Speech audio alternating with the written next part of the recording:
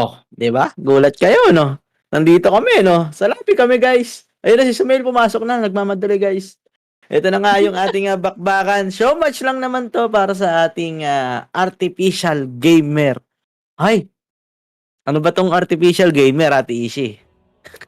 Eh, alam mo naman, Hindi ko rin alam. artificial gamer na to. Hindi, parang yun yung AI nila, di ba? Ah, Yun yung mga bot. Nakita natin yan, like, TI. mga Sa TI previous, din.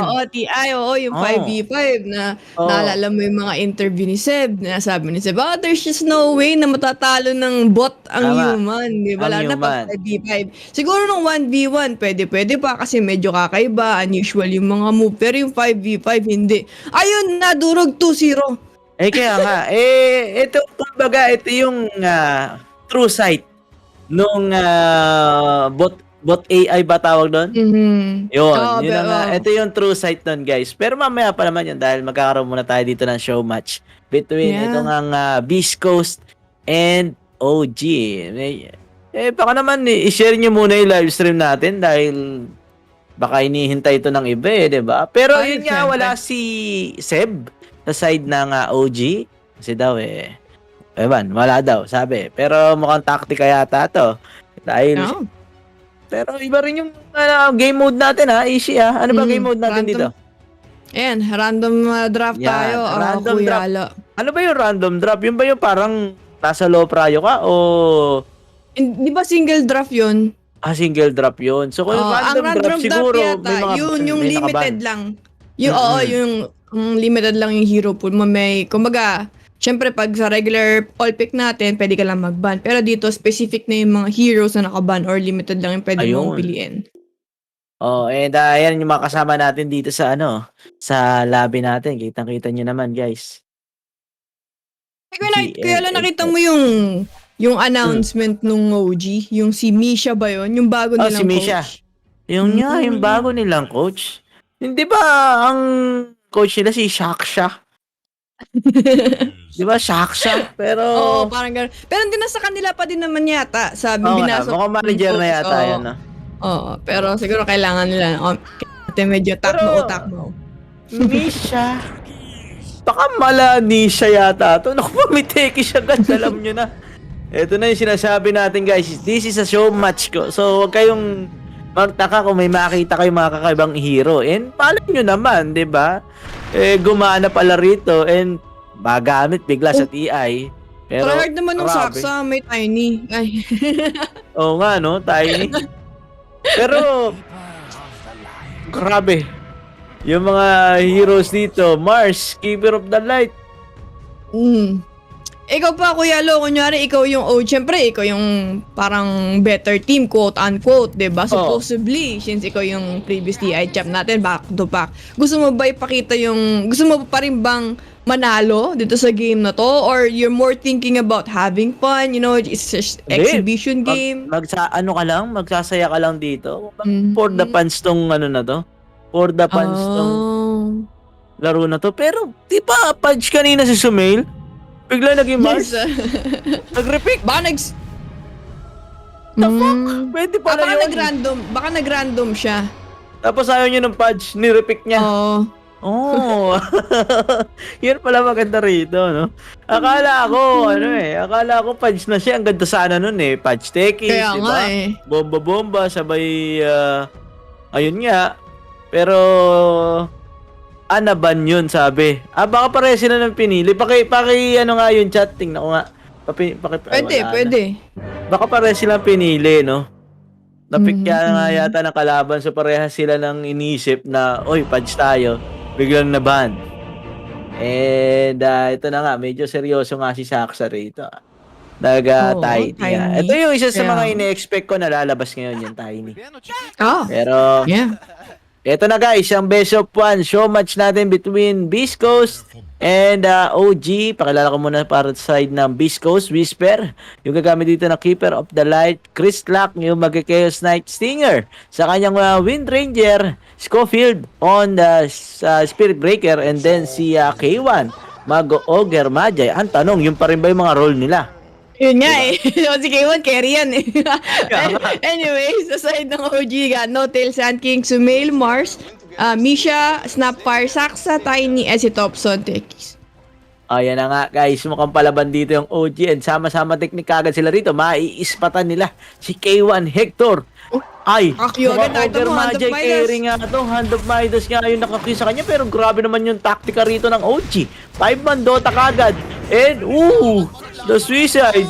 Pero naglalag yung Discord mo, Eugene ha. Hindi ko nakikita bigla. Ganon di ba sa'yo, Ishi? Medyo. Ayun to, no? Pero, okay. Ayan, ito na yung charge. Oh my God, may bakbakan. Pero, pinakain na kuko na naman dito si Notel. And 5v5 daw sa mangyayari dito mga sir. Field, nayari. Beastcoast, uwi na yata sa SA. Pero si Dobson, nayari din po doon, no? Yun na naging kapalit, guys. Walang yan naman Dota to. Huwag na kayo mag-lane. Sige, magsuntukan na kayo dyan. Panoorin na lang natin sila rito mga sir. Bibigyan niya si Coach. Matatapos to. And si Misha, the coach. Uy, ayun, tinamaan buhay ng... pa. Uy, buhay pa rin. Nakapag-salve TP pa. out. And TP out. Wow! Balaga. Grabe naman si coach. Ang matindi doon, sa top lane pa siya nag-TP. Eh, pwede bang i-reconnect mo na hindi na talaga gumagalaw eh. Oh my God. Esports sakali after nito, boss. Naku, anong oras na? Puyat na po tayo, guys. Ganun pa din. Tagal pa ni Sumel no? Nag-pub game pa eh. Nag-pub game pa si Sumil, pero carry Mars si Sumil dito. Mukhang medyo seryoso sila sa kanilang mga role, no? And, Andi. si Notel yung Sa bagay. sa Sun King offlane. Tama. Tapos siguro yung snapper yung wala si Seb eh. So medyo adjust muna sila. Pero isang game lang naman to. It shouldn't affect too much. Pero gusto ko yung makita ito yung Tekis mid eh. Sobrang cancer niyan eh. Ay, may gumagawa alam niyan. naman natin yan. Ganyan talaga ka-cancer yan. Sa akin lang ba sino nahinto ba talaga gumagawa issue niyan? sa'yo din? Hindi, okay na sa akin. Teka lang, mag-recall lang ako ha. Sige. Ayun, bumalik na si Kilo. Isang mabilis lang. Nahinto sa Ayun, akin minto. Ayan, okay na. Wala, nahinto eh. Eto guys, Diretso top lane. naman. Isha and itong si Mars. Yung magkakampi dito. Uy! Natali! Grabe naman yung talian dito nito si Stinger and Notel. Mamamatay po si Notel dito mga sir. Pero si Schofield, nadali rin dito nito si Misha. And wala, mukhang trade lang naman dito. Saka isipin mo, si Ogre sa mga strong laner yan eh. I mean, yeah, in terms of carry, hindi mo siya expect mamaya na talagang i-carry yung game. Pero sa laning phase, malakas din niya, baruba lang pero lalim yata niya. Naku po, si K1 Hector guys. Ewan ko guys sa mga siguro lower rank mga ganito yung nangyayari talaga sa PUBG game. Na-experience nyo to siguro. Mga mag-carry Ogre Machay, na may mid CK. Yan. Minsan nararamdaman ko na po yan eh. Napapamid na Isben, mid na Phantom Assassin. Hayop Kaya na. nga eh. Di ko alam kung anong si Alberto or ano. Oo, pero yan. Medal Si K1. bracket. Nadali na naman po si K1 Hector dito. And Lalim niya kasi kanina eh. So sa may Torre kanina, low na siya, tapos nag-stick around pa siya. Wala si Stinger, carry din daw si Stinger. Wala daw salve dito. Mamili ka sarili wala. mo. Kumbaga, parang Dota 1 to guys na lahat core. Walang support. Kung may support man, isa lang. Tas lahat nakakapag-farm kahit pati yung support. Pwedeng mag-item and kung ano pa ginagawa. Pero ito si Saksa, medyo seryoso. On the Tiny, Avalanche. Tas kanyang gagamitin pero patay po siya ron. K1 getting that kill. And going for Midas pa rin kaya. Itong si Ogre Magi. Spirit Breaker, meron namang Ring of Health. Yun nga, rekta-rekta eh, no? Wala walang stick-stick, walang branch, wala, kahit ano, rekta-rekta. Ayun, sumabog. Suicide, Suicide. Wala, nasa Divine pa tayo. O yung Divine, ganun na eh. Paano pa kaya sa mga lower ranks, napakahirap talaga, Diyos ko po. Pero ito, Whisper and Schofield.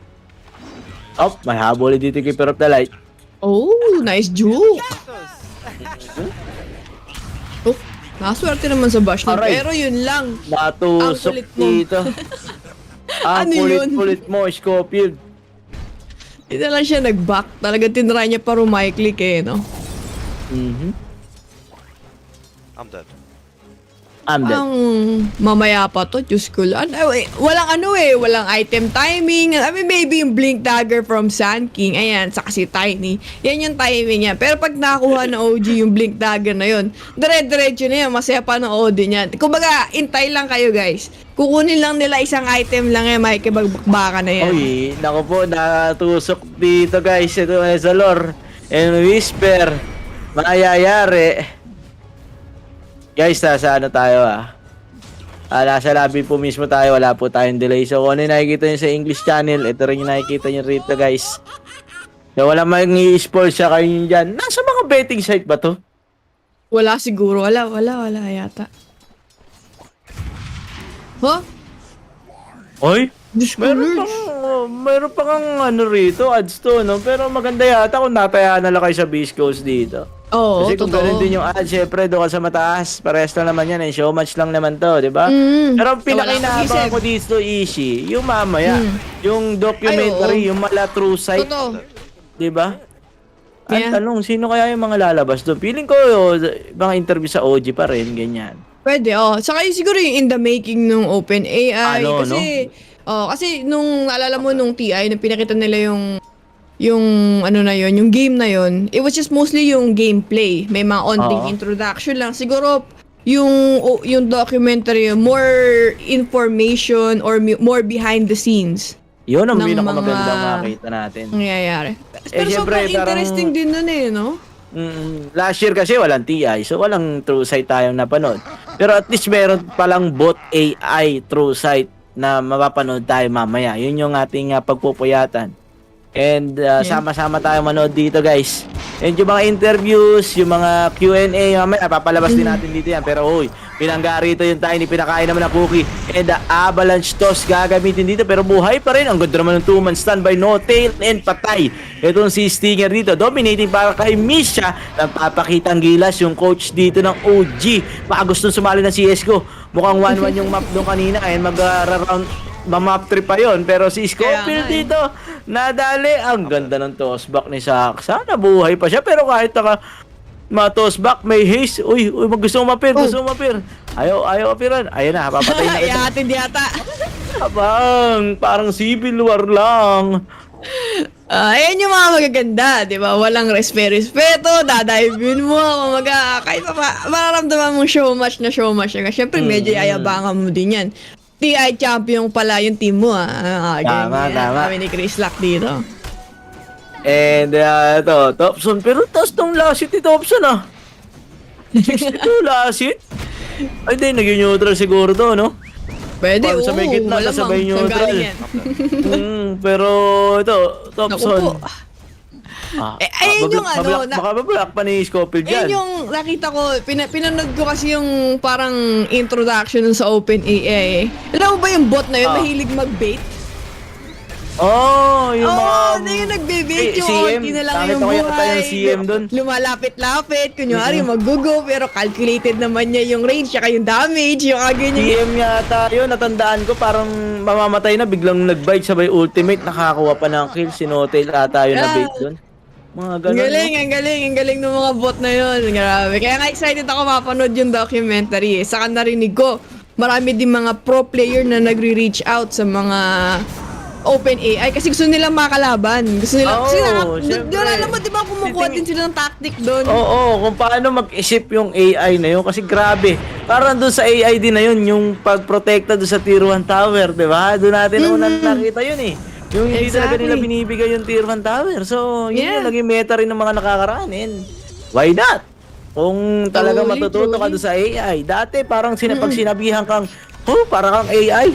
Ngayon, okay, compliment na yata ngayon yun. Kasi pag AI ka, grabe, tumatalo ng World Champions, OG. Totoo. Speaking of OG, inahabol sila rito ng Beastcoast and Sumil. Delegado, mamamatay po siya rito. Pati ito si Thompson, nadali na rin. Pero Notil getting that kill dito kay Whisper. Hinahanap pala si Chris Lock na naka-double damage. Pantasam. Gagamitin pero patay. Epicenter ni Yanig ni Notil. Itong si Chris Lock. What a play. Lalim nyo Walang tori-tori Walang rotation ng, objective tayo. Bakbakan talaga. Dive into the tier 1 tower. Tingin mo, by the end of this game, ilan yung total kills natin?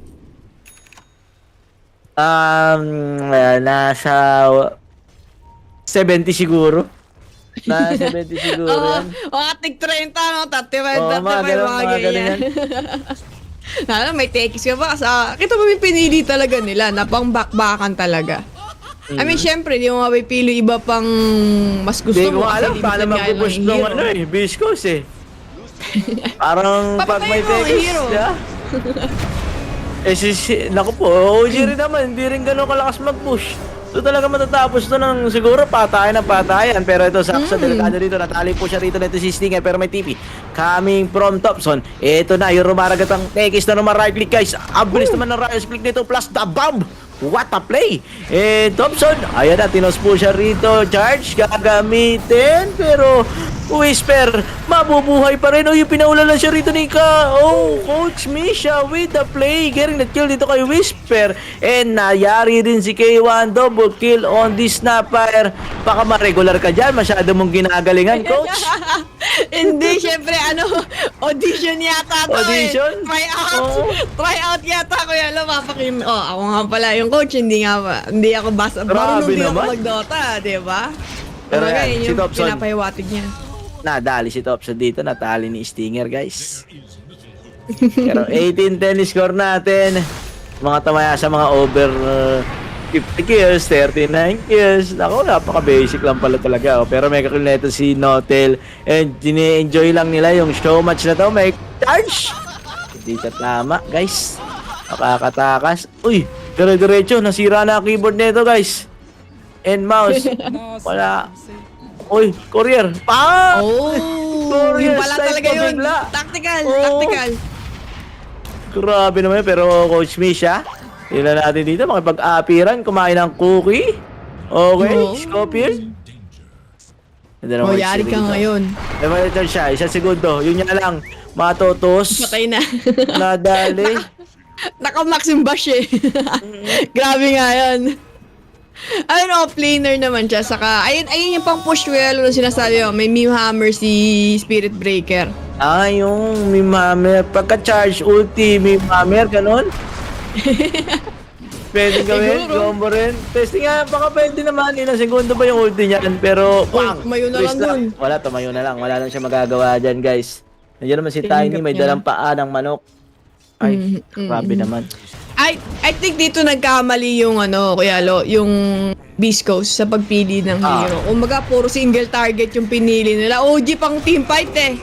Kaya nga pero talagang bakbakan eh. Baka pagalingan mag-Dota kasi itong Beastcoast, di ba? Bahala kayo dyan, basta mag-enjoy ako, ito yung hero ko. Ganun ang mga ginagawa nila rito. Pero Kumbaga, K1, ha? ano ba ang favorite mong hero? Ayan. Bro, Ano ba kamukha mong hero? Sabi ni K1. ayun. Dito ako, Oger Majay ako, sabi. Daming Kasi mahammer. yata magpayaman. Gagamit ba? Pero avalanche toss gagamitin dito, guys. Di ko na nakikita. Talaga wala akong nakikita rito. Hook, bang, bang, bang. Tinamaan ng ultimate. Pero buhay pa rin. Ayun, nadali na. Si K1. Pero namatay siya. Kung ano pala, neutral creep si Scofield dito, ha? Ang damage yung... Ang damage papasok yung ba? Beastcoast eh. Panay stun setup. Wala lang, hingiti lang yata sila rito eh. Wala tayong documentary after nito. May konting interview lang sa OG. And then, yung mismong video na po. Pero yan, nakadali dito si Chris Lock, mga sir. And, pag-out na lang the rest of OG. Wala, nag-enjoy lang sila rito, guys. Mag-enjoy lang din po kayo dyan. Basta pag mga gantong saikuhan na game, OG talaga to eh. Ayan na naman. Wala maki-business guys eh. Diba? Sama-sama.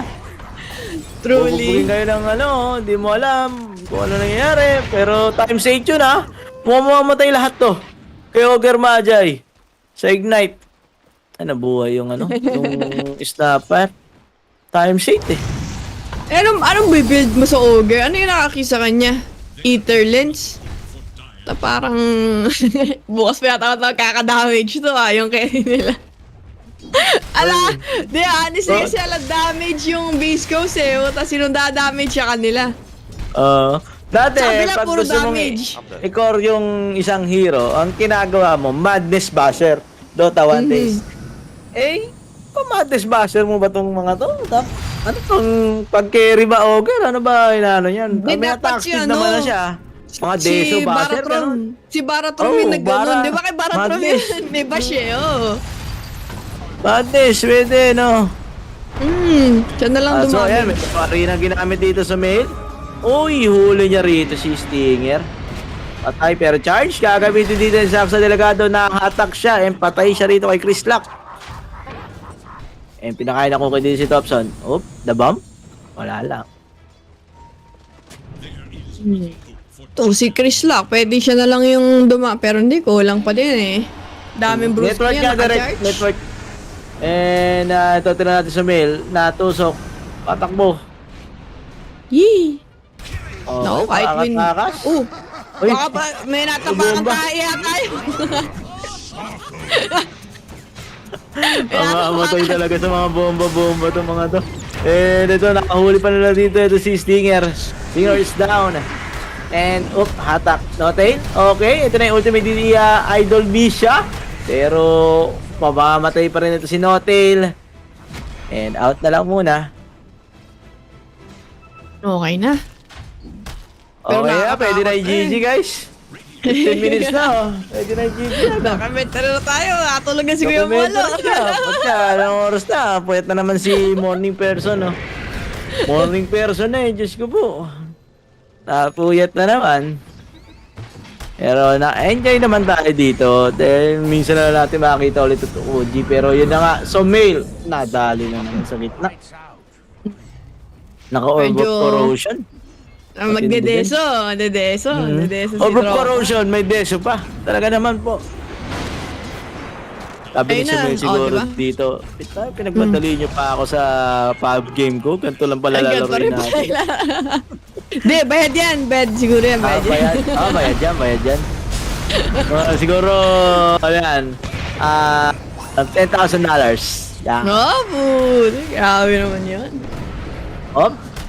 May bilangga rin ito. Tinan natin. Saksa. Ayan na. Tinos. Pero Dostan, punta ka sa may bomba. Sabi dito. Pinipin. Uy! Ito na yung arena. Grabe naman si Sumel doon. Pero tinamaan. Okay. Patay pa rin naman itong si Scofield. Pati si Chris Clark. Natosback pa doon yung Wind Ranger. Ano ang gagawin mo? Wala na siya magagawa rito. Double kill para kay Sumel. Di man. Grabe naman tong TI champion na to. Para namang di show match yung nilalaro. Oo, Masyado tatanggo sa naman pare. seryoso. Kaya nga. Talagang pang pang 5v5 yung palagan nila eh. Maliban lang to sa techies, honestly. Medyo, baka di natin makita yon. Okay? Okay guys, ito. Wala na ako nakikita. Nagdalag na talaga. And Bisha, nakayari dito. Pero tayo ni Saksa. Susunod na rin sa hukay. 18:33 score natin. 17 minutes ng laro. Sabi sa inyo, i-over eh. Damihan nyo pa. Yung kung may live ads pa dyan, i-over nyo ng i-over. Baka umabot Hindi pa na 100 wala na to. yun. Yung Ay, case, wala na nawawala ba na yun? yun sa live ads. So, Ay, sayang naman. Mga Hindi game natin winner, madadaya game si winner na PNX lang. Bet. Paano natin maubos yung kaba ng PNX Bet yan? Pero guys, nga pala sa mga hindi pa nakakaalam dyan, official broadcast o tayo, Tagalog broadcast sa darating na TI. And alam nyo na kung saan kayo manonood. Alam nyo na rin kung saan kayo magbe-bet, ha? Ano yun na? Para to kay Kuya D sa lahat. Ay, nako, Totoo. kung nandun si Kuya D, ako po. Ito gagawa na naman ng history si Kuya dito. Pero yun nga guys, dire-diretso natin kung ano man yung nasimula ni Kuya D. And ito, may bakbakan na naman po tayo rito. Wala akong nakikita pero naririnig ko, killing spree daw. Sabi rito kay Sumail, ang nakakilling spree dito mga sir. At nahabol pa nila dito ito si Stinger. Pati si Whisper. Pero the stand, mako-connect dito sa may keeper of the light. And patay ka na boy. Tagi rin. Oh, yun. easy ka lang. Re-reset lang sila. Ay, ito na lang. Ay, yan. Never mind. Ping mo yan. Sabay yun, ano. What are you doing, bro?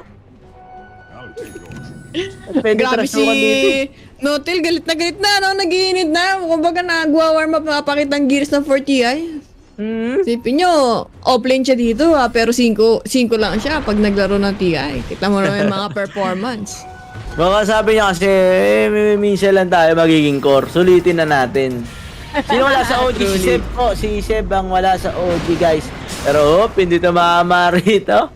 Yung Meme Hammer. Okay. Na-charge. Delikado. Hop. Huli. Patay. Ito si Whisper. Kaso, kabalik niyan. Si Notail? Hindi. Si Thompson, nadali ron mga sir. Ito na. Go. Oh, datusok. Schofield.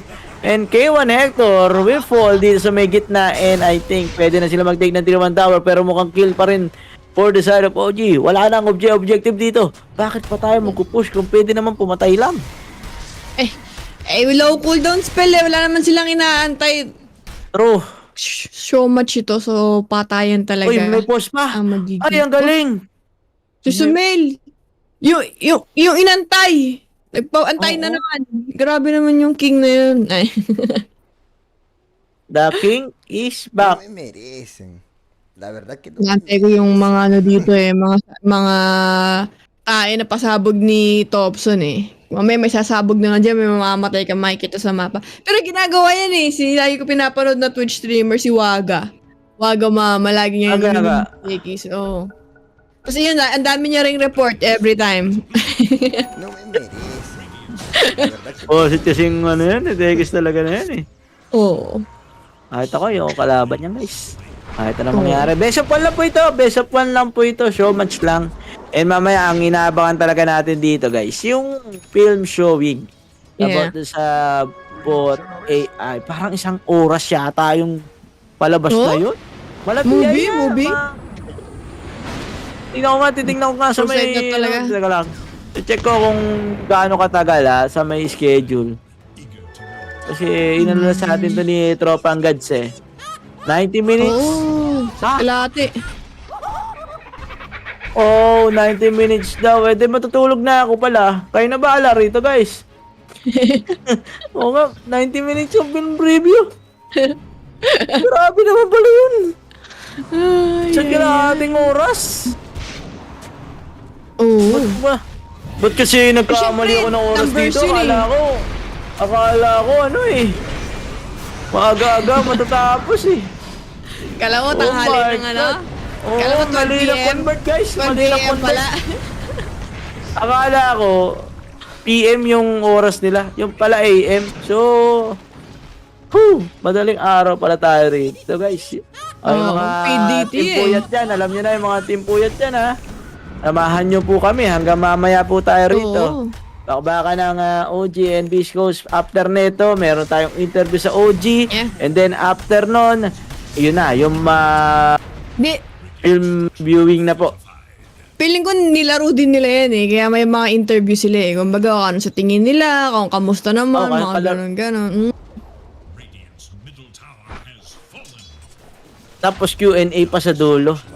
Yan, may Q&A pa tayo sa dulo. So, lahat yan, ipapalabas din natin dito. No? Sa mga tropa natin nakikipuyat, maraming salamat po. And, yun. Saktong-sakto nga yan. Onting parang pre-match bago mag-the international, di ba? Saka, syempre gusto rin natin makita yung OG Beastcoast kasi nakita na natin yan sa ESL or sa previous tournament. Yung OG din natin nakikita. Kahit na ganito yung yung mga hero. Gusto pa rin natin sila makita maglaro. Pero Scofield namatay din sa may bottom lane. Kwentuhan na lang tayo dito mga sir. Hindi ko na nakikita. Talaga naglalag ako. Feeling ko sa internet ko yata sa Discord. Pwede. Pero okay naman yun. Ang quality ng camera mo, hindi naman Kaya sisira. la verdad que no me merecen. Ba't ganun Hindi siya yung nag-hinto. Hindi, Baka sa akin lang, dire-diretso. sa ko lang. Hindi ako nag-restart Alam nyo naman, medyo tayo. Pero nga pala, yung mga gusto nyo itanong dyan about sa mga TI kung kaya natin sasagutin natin. Mga gusto nyo matanong. Habang nanonood tayo rito, paano mambarubal itong OG. And, yun, guys. Tanong-tanong lang kayo. Ako na magtatanong. Anong oras sa Pilipinas tingin mo magsisimula yung The International? Anong estimate mo? Ako alas 7. Feeling ko alas 7. Kung Ng gabi? Europe, Europe eh. Pag ganun ng Europe eh, laging alas 7 or alas 8. Minsan, pinakamaaga na nun, 5 yung pinakamaaga nun. Dati, CIS. Pag yun yung mga kinukover natin. Pero, Oo. dati, Sa umpisa ng group stage kasi maraming alas games 7 yun. talaga. So maaga talaga magsisimula yun. Typically, 4-4 yun, di ba? 4 na games sa isang araw, tapos 4 na Yun. magkakaibang broadcast. Yan Mga pa ganun. guys. Yung sa broadcast natin doon, hindi natin kakayanin yung 4 na stream din na 5 series yata per day.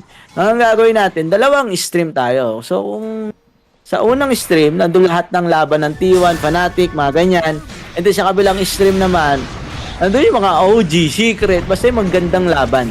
Basta yung dalawang best na laban doon sa isang time slot, yun yung kukunin natin.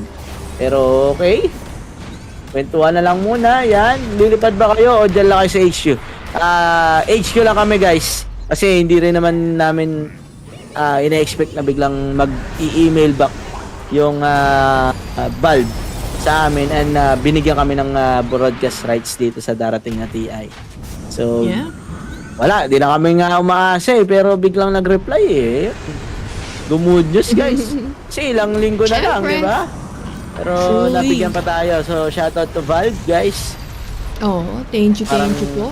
Gusto lang naman natin i-deliver na maayos itong TI. Para kay Kuya D, saka para sa mga viewers natin. Tagal-tagal na rin na panahon, di ba? Oo. Meron ba Sayang nga yun TI sa high grounds? Naku po, guys, bawal na talaga ang mga ano ngayon eh. Oo, Gathering eh, di ba? Diyan di ba sa inyo easy o tapos na sa inyo? Tapos na sa amin, Kuya Lo. Ayun na nga, ang saya na nga dyan eh. Sana all na lang eh. Tapos na Sana kami all sa na kuna. Siguro dito pag Sa- vaccinated na rin lahat. Yan ba? Kasi vaccinated na lahat. Hindi pa. All goods, ganon. Hindi pa. May problema pa din kami dito sa US, yung mga bata. Hindi pa kasi, parang recently nga, pa yung mga na-approve bata. yung sa 5 to 11 years old yata na Oo vaccine. nga. Wala pa rin naman dito sa bata. Sila yung nagpapakasitib. Honestly, kasi nag-back to school ulit, di ba? Oh.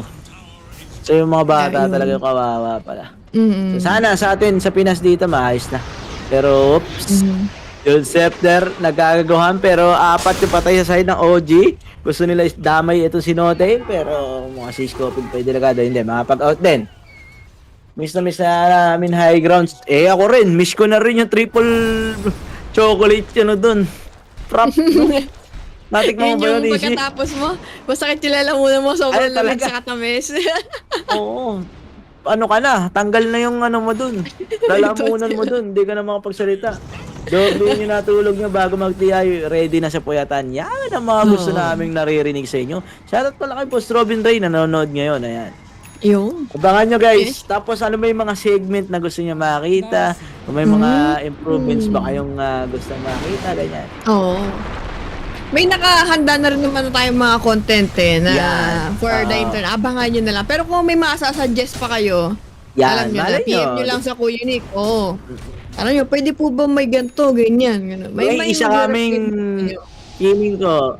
Nakikita nyo naman siya sa iba, pero feeling ko, magugulat kayo, ay, meron na rin dito. Yan. Siyempre. Abangan nyo na lang kung ano yan. Siyempre. Ako excited na rin ako. Sobrang excited na ako sa mga games. Yung kasi talaga yung naabangan laro mo talaga eh, siyempre. Saka, kasi, ito na yun eh. Ito na yun. Tagisan ng lakas kung sino ba talaga yung pinakamagaling sa parang diba? kakaiba Buong talaga mundo. kasi din yung air, di ba? Yung pressure, yung feeling kapag di international na compared sa, let's say, mga Storylines major yan. lang. Mga Yun storyline ba? sa mga Isa pa gusto yun. ko dito. Sino yung mga dark horse naman ngayon na aangat? Yan, abangan nyo yan guys. Yeah. At si Knoxville, meron pa siyang mga probability ng mga win rate ng mga teams, di ba? Oo, uy. Yung- Okay guys, nagkakaano na po tayo rito. Mukhang Beastcoast yata mananalo rito mga sir. Namatay si Notel, namatay si Saksa, si Sumel. Tumatakbo na rin dito. Grabe naman ang bulan. Mga sir, pero uy, Ari, nakakamitin. Patay ito si Sumel. And dominating pa rito kay Swiss Black. Naku po, nadali pa yata si Thompson dito. Yun na nga. You make best situation out of no situation. I'm not sure if that was a smart move. Oo nga, hindi ko napansin top net worth na si Keeper of the Light. Oo nga eh. Bigla, wala. Alam mo naman Keeper of the Light, di ba? Kahit naman hindi so much eh. Napakayaman talaga ng Keeper of the Light niya. Truly. Kita mo naman, nasa 70 na. 70 na yung kills natin dito. And di pa nag-high ground yun Doon na nagkakaubusan na ng Torres. Saka nagkaka-item na rin kasi yung Beastcoast gusto ko makita yung item ng Ogre kung nakapundar na ba siya after nung Midas niya kanina. Saka Ether Lens. Ba, may Ogre ganun mga tayo. dyan. Diyos ko, BKB5. Tsaka Ether Lens. Pauna technique lang. Grabe nga yung iteman dito ng Beastcoast, parang utility din Kala ko magda-damage type yung Ogre. Pero I guess not. Siya yung nag-5 PKB sa team niya. Kumaga tank na din siya no? Siguro siya yung tatangkin ng mga bomba mamaya. Baka yun yung nila rito, plano nila rito. Ako, alam nyo naman. Against dito sa may Tekis. Kuya, Yun yung mga- tatagal to. What I did. Mga 1 hour game to, di ba? Pag Tekis game, naalala ko pag may sa may Tekis. Just Nako, tapos pag- 1 and 30 minutes yung film. Tapos may Q&A, may interview pa. Ay! Pag napikit po ako dito, pasensya na po kayo guys Morning person here Morning naman na daw, Kuya Lo. Ayun magto 2 AM na. Yun nga, masaya Ba't hindi? Kasi si KuyaNic, kinising ako. Nag-umidlip na ako May PNM, pinagising ako. Yung nagising ako alas 10 pa. Natulog ako alas 9, isang oras lang yung naging idlip. Ay, 6 AM pa matay, 6 AM daw matatapos to. Okay lang guys. So sa kasama kayo. Kasama nyo, diba? oo. Oo. Manood din kasi kayo. Baka naman iwanan nyo kami bigla, di ba? Ilan ba yung Kaya viewers nga. natin dyan? 630 to guys. Pag kayo nabawasan dyan mamaya, sinasabi ko sa inyo. Iti-trace ko kung sino yung nawala, iba-block natin May din sa page. attendance. Hindi, joke lang. Attendance tayo mamaya dyan, guys. Video game day. Video game day na yan. Yung mga tag, video game day. Earn the sending stars during the special event. Between September 12 to September 19. Galing Siguro parang may di ba mga sa nagbigay, Twitch mga kasi, event, no? sa Twitch Ano yun? kasi may September, di ba? Nalala mo? September, tandaan ko yan. Si Facebook may ganun pa kanana rin no? Oo. Kaso ang dami nilang galaw Ay, sorry. Pero, eto guys. Easy. Ay, delay pala yung pinapanood ko.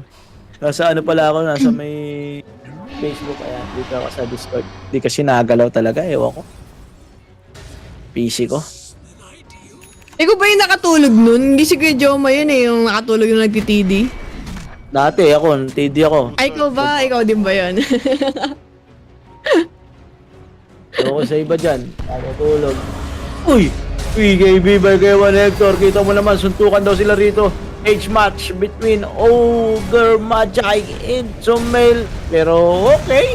Biglang dumating yung mga kalalang mga tropa at nagkakabakbakan na po sila dito pero di ko nakikita. Natusok dito ito si Scofield pero patay ito si Sumail. 4 na naman yung patay sa side ng OG guys. Chaos na itang Okta rin. Ay. BKB na kasi yung Grabe Beastcoast. naman talian dito. Tatanda naman ito si Scofield. And May plus, hammer pa. Damim Hammer. Ay. Buti nga di dinalawa. Basta labat Kasi, malaro no? sila ngayon. Ano lang guys, so much lang. Yes. Ay, Kuya Lo, ano gamit mong headset? Headset. Ang gamit ko pong headset ay Steel Series guys. The Yung? number 1 gaming brand headset in the Philippines. Di ba? Grabe Number naman. one? Pero wala man lang ako. Bibigyan pa ako ni KuyaNic. Ang pinangako na sa kayo bibigyan ni KuyaNic ay keyboard plus monitor ng Predator. Thank you KuyaNic. Maraming Oh, salamat. kahit yung artist. Sana laptop Kahit yung din. artist pro. Ako din Ay, laptop. Gusto ko yung artist pro Tagal ko na Bagupit, gusto yun. bagupit para mabigyan ako. Kailangan mo yatang gupitin yung headset mo para bigyan ka ni KuyaNic. Pero shoutout kay KuyaNic yan Akin yan, di nga Steel Series kaya kailangan ko na Steel Series Ay, ako ba dyan kay KuyaNic? Parang may mga Sira na favoritism. yung kauna-unahan Binibigyan yung malaki, binigay. alam mo, 4 years na binibigyan yan. malaki. Ragnarok Lords. Tapos, sila grabe naman utak. Yan, sila utak. Yung mga back-end binibigyan. Ala, kami nagpo-promote sila man nagkakaroon. Ay no. Tayo yung Tapos hindi muka. ka- Diyos ko, Oo. Lords. Muka, utak, gibig, ega, lahat kami. Tapos wala, ay! Oh, pero ito na, yan, maganda, umaangat na rito yung Beastcoast, guys. Pinauna Oo. lang pala. Pinauna lang pala itong tropang OG. Pinasarap lang, gusto pang manalo. Truly. Hindi pa nakapagtanim ng bomba si Thompson. Saan nagtatanim yun? Saan yung mga bomba? Nung puno yan sa gilid-gilid ng puno. Wala naman dun yung teamfight. Wala, mukhang di marunong si si Saksa marunong itong Magtegis. Oo, si Saksa na lang ata nagtegis eh. Ayun. Pero ayan na nga po, dominating guys. And GG, itinawag na. Grabe ang Beastcoast dito. Tinalo po nila yung 2-time TI champion. Okay. May bago Grabe, na tayong champion. magbunyag. SA. Confirm. Number 1 region. Ayun, favorite region.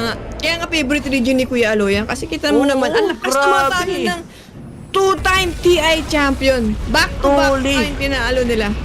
Diba? O, sino na ngayon ang champion ng TI? Eh, the Beastcoast na. I-predict nyo na yan sa mga outright nyo, ha? Beastcoast.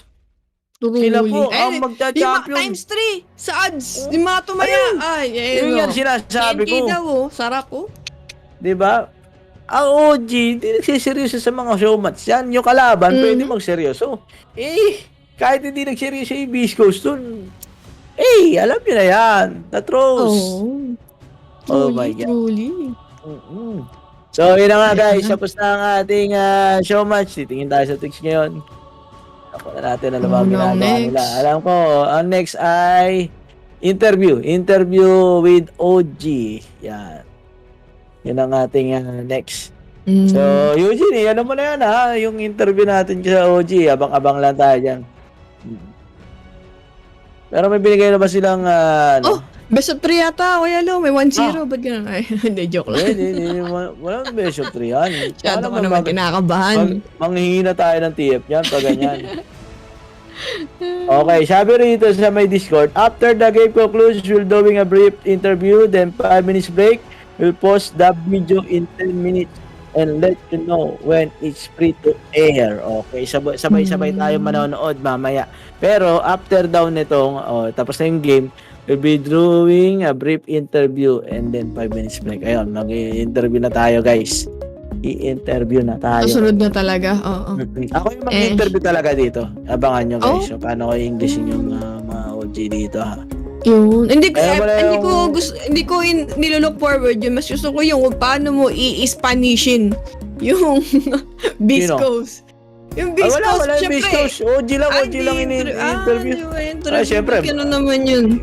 Beyond sa amin tayo rito eh. Bias tayo rito, di ba? OG lang. OG only lang. So, abangan natin. Baka nag-interview na yan, OG na.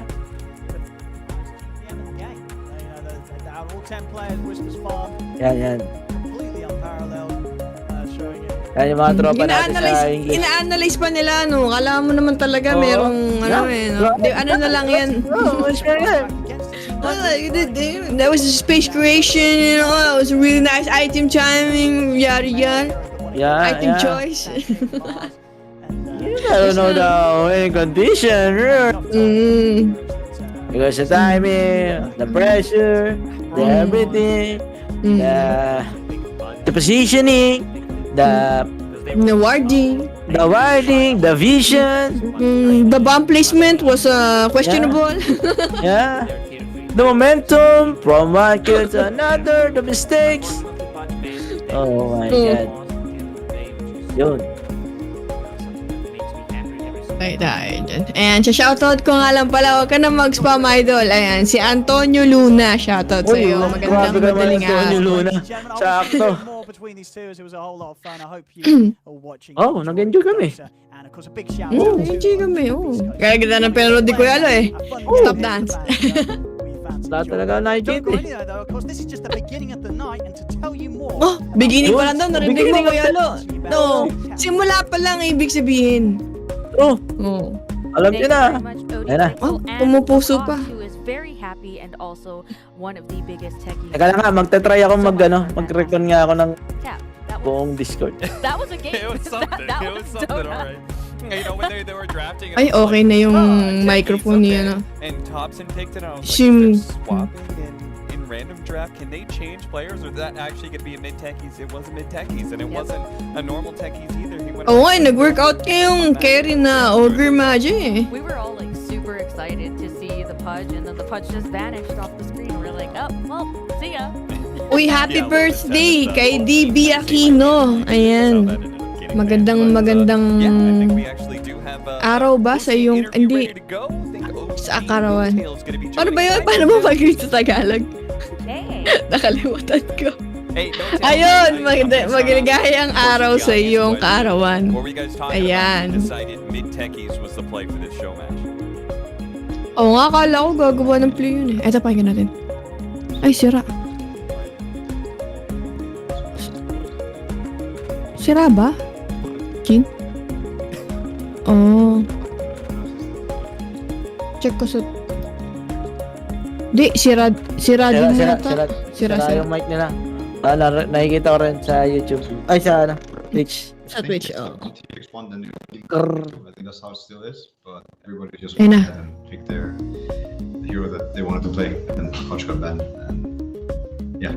Now, towards the end of the game, was Thompson like, guys, if we just hold out and I get my level 25, then everything's gonna click, right? Because he had all the right-click items, and you've got that 252 damage talent. Was he saying like, hold, we can do this?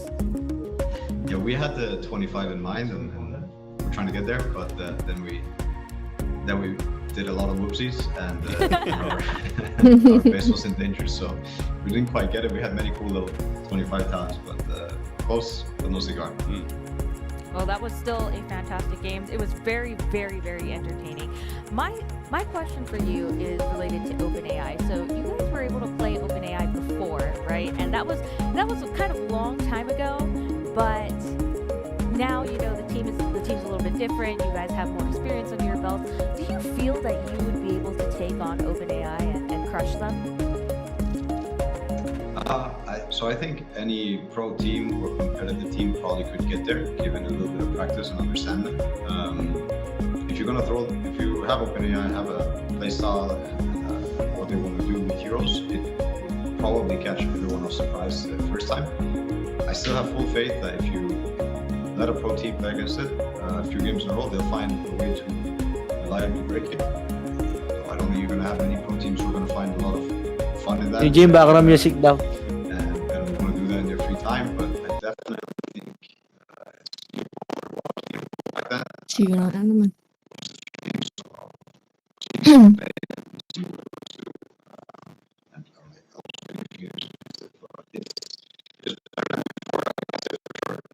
Sira ang mic ni Notel. Oo, naiintindihan ka namin, Notel. Scary things it did. Ganyan yung minsan trabaho ng caster eh, no? It's very inhuman. Just everything all the time. All right. Kunwari cool. nakikinig So, ka kahit di mo finally, naiintindihan. sorry, Cap. I'm totally cutting you Okay, off. that's totally fine. So TI is coming up. Do you have any last words? Anything that you want to say to all of your fans who are cheering for you? Of course, much thanks, and happy to have another Tia. It's been a long time, and Ano bang headset nito? Ba't sira-sira? the best order in the world, and we're just grateful that it's Hindi possible. still series that this din is, yan na yun. Ay, hindi pala. Hindi pala sa headset yung guys. all the people watching Ano pala? Production. action for the game, so Hindi, ano yata yan eh. Sa internet, guys. loving that. Well, we Pwede, appreciate pwede. you. Thank you so much for coming on and Yun. doing this interview and for a fantastic show match. Ito na yata. Thank you very Baka much. magbigay Thanks na. for having us. Hindi, may 5 minutes pa break, di ba sabi? Gatas ng interview. Yeah. Such a Yeah, he's right? so Yeah, great. yeah, yeah. I No, was we're just- thinking the like, same thing. I looked at you and then our eyes met. I was like, he's thinking the exact same thing. Yep. Well, thank you so much again to Beastcoast and OG for a great show match. Yeah. But that is not all that we have. We have a lot Oh. of cool stuff coming up. We have some great interviews. We have some special guests, maybe some secret Yun. stuff. But we have the Mm. main event coming up, which will be Yun. the screening of Artificial Gamer. We will be right back after a short break. Ayun na guys, mag-break na kami ng 5 minutes. Pagkabalik natin, manonood na tayo ng Artificial Gamer. So, kami din ay magabalik. 5 minutes guys. Pagkabalik natin, yun na. Nanonood tayo nun. Sama-sama ha. Paalam.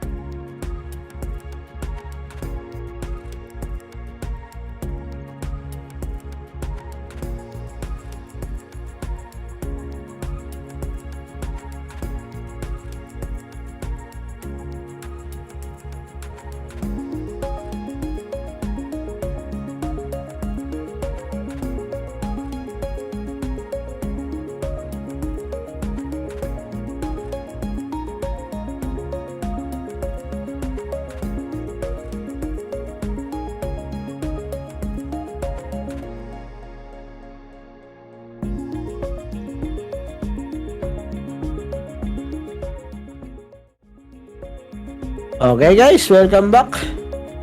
Pero panoorin muna natin to. Ano nang sabi nila? And he is also one of the co-founders of Milkhouse as well. So let's welcome him to the stage. Chad, come on down. Welcome. Hi guys, it's great Wow. to be here. Thank you so much for coming to be here and sharing Great to with be us here. Artificial Welcome. Gamer and some cool secret stuff coming up. Yeah, absolutely.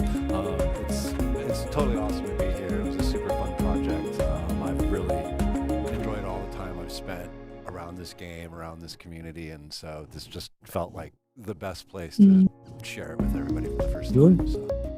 So I Actually, think a lot of parang mga people lol. don't know how exactly this whole project started up. How Good did day, you manager. originally connect with Good day, manager. Well, OpenAI had been filming this footage. I mean, I think they knew from the inception of this project that this was cool, right? Like this was going to be like a really fun thing. And so they had been gathering footage. And then it was around the time of TI-8 that they had gathered a lot of material. And they decided they really wanted to try to make a story out of it. And that was when I got it, of course. What would you say was your favorite part of making Artificial Gamer? Honestly, just being able to interact with everybody. I mean, to spend time with the engineers and talk with them, and on the gaming side too. I mean, all the casters. Jin, yung background music again. That we interviewed. It's just such a great world, I mean, and everybody is so passionate about it, and so that was something that you always hope happens, and it happens at various levels on different projects, but this was something where it was just like literally every person we interacted with was so excited about the project and just had like 1,000 great ideas about, oh, well, it would be so cool if we talked about this, and it would be so cool if we talked about that. So Yeah. I mean, there's a lot to definitely talk the about. best part was just all of the people that we got to meet and engage with. So as our side, we work with a lot of gamers, and I found sometimes it's hard to get them to open up, natural introverts in a way. And for you, you obviously had to talk to both them as well as talent, but you also talked to the OpenAI team. I think a lot of viewers are coming from the Dota side of things, so they may be aware of some of the people they're going to see in the documentary. How was working with the OpenAI team? Were they easy to open up to? And Oh, absolutely, absolutely. Yeah. I mean, I think it comes across in the film. They were a fantastic group of people, super smart, super fun, and and that was something that, going into the film, I didn't necessarily know, but I found out pretty quickly is that, a lot of them didn't have a lot of experience in artificial intelligence before, and it kind of gave the whole story this extra flair, right? Like all these people trying to do this really difficult thing, and a lot of them not necessarily with a lot of background in it, and so it made for a great upset story kind of across the board, right?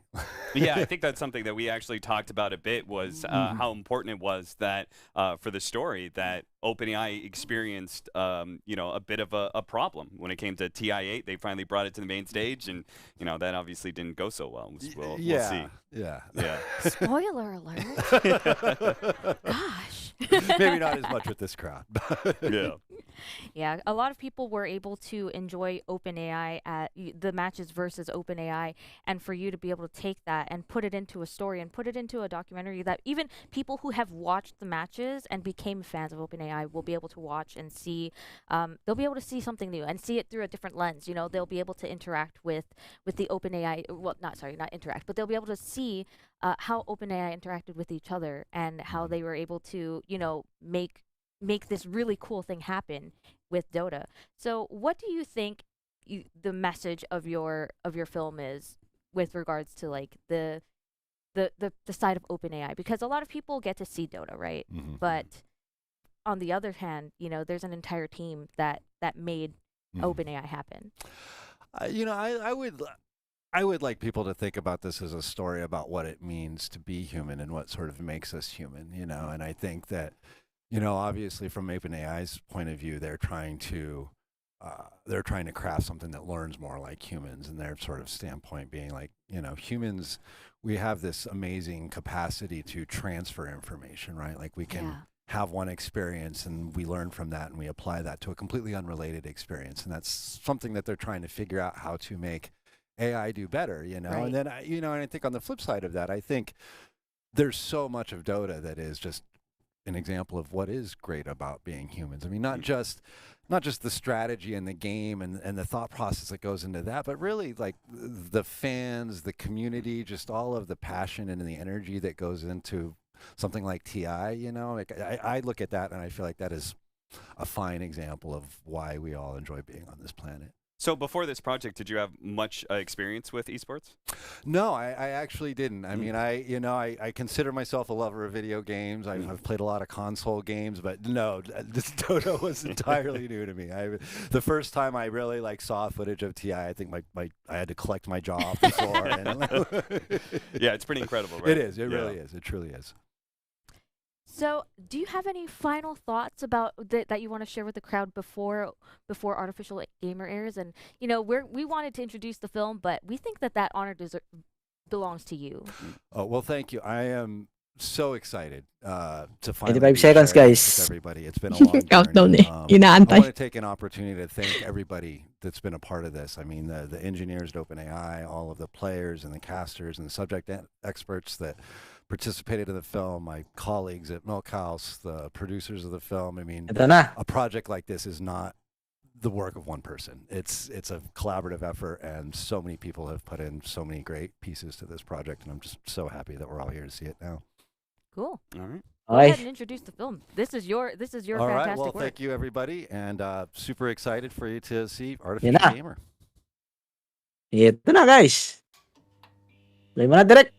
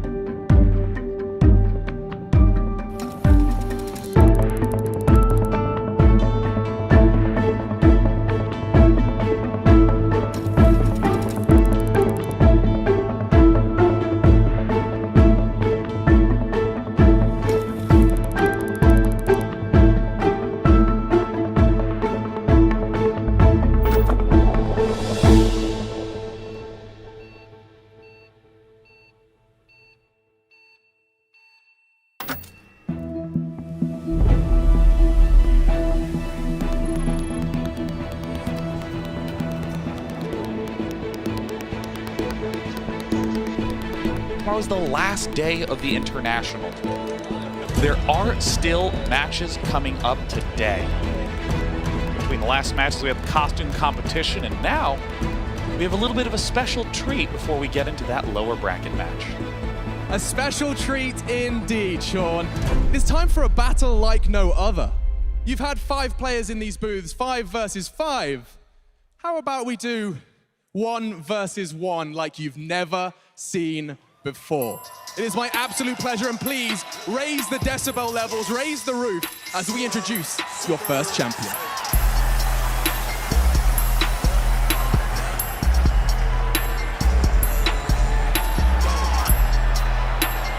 Ladies and gentlemen, give it up for Dendies! But now he needs an opponent for this 1v1. Who will stand the test of Dendy on this main stage? Strap yourselves in, ladies and gentlemen, because it's time to meet Dendy's opponent. What? Oh man. It really doesn't make sense. Dendy, can you comprehend the idea of a bot being better than you? Come on, Yep, it's just he's simple. in game, it's just a bot. I am joined, let's get the introductions out of the way. I'm joined by 2 guys from OpenAI, a 10-man team who have been working on this. We have Greg and Jakub. Does Dendy have a chance versus your AI? There's always a chance. Okay. We'll be talking more about how on earth this has come to be, but first, I want to get this first game underway. 2 kills or a tower, Dendi? That's not hard, right? Sounds super easy against the bot, right? It's scary. He's dominating. Are you scared of a bot here? Oh! Did it just fake him out? It definitely does that. Sneaky bot. He's going in. I'm dead. Oh! First to 2 kills. Oh, no. Oh, no! No!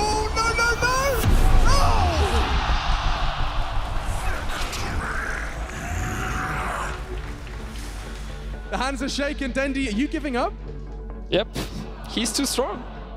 Guys, let's give a round of applause. OpenAI have beaten the world's best Dota players with this machine. So let me tell you the next step in the project. Next step in the project is 5v5. So just wait for next year's international. Now we'll see how that one's going to go down. One more time, OpenAI, Dendi, and a 1v1.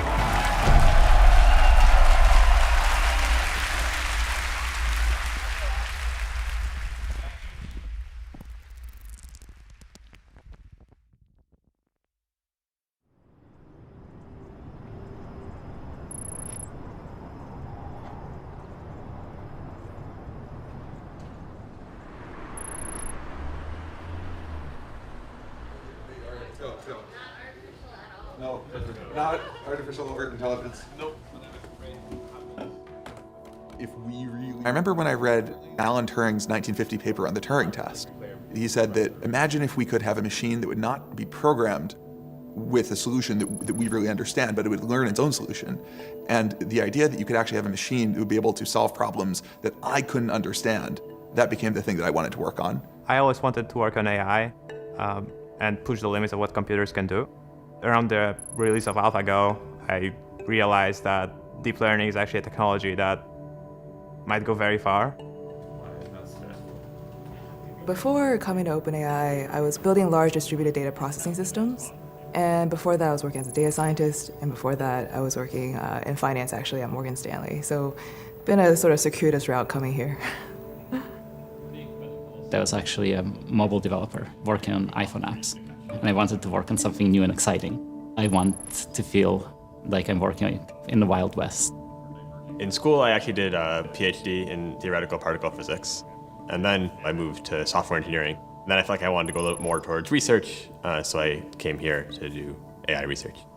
Before I joined OpenAI, I was making a living out of playing poker professionally. I played games professionally, made a living out of winning programming contests. OpenAI is my first real job.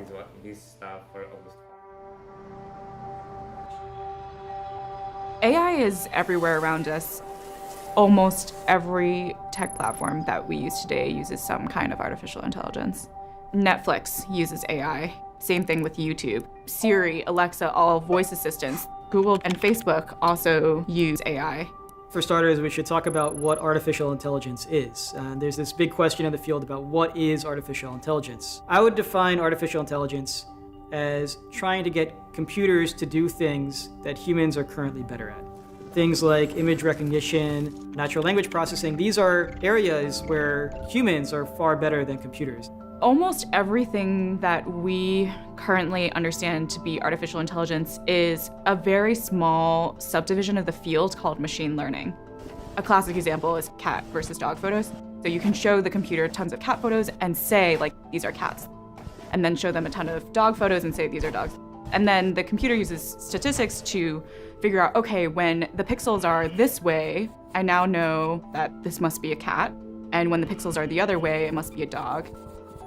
We open our phone, it's face recognition. That's machine learning. Our mail gets sorted with visual recognition powered by machine learning.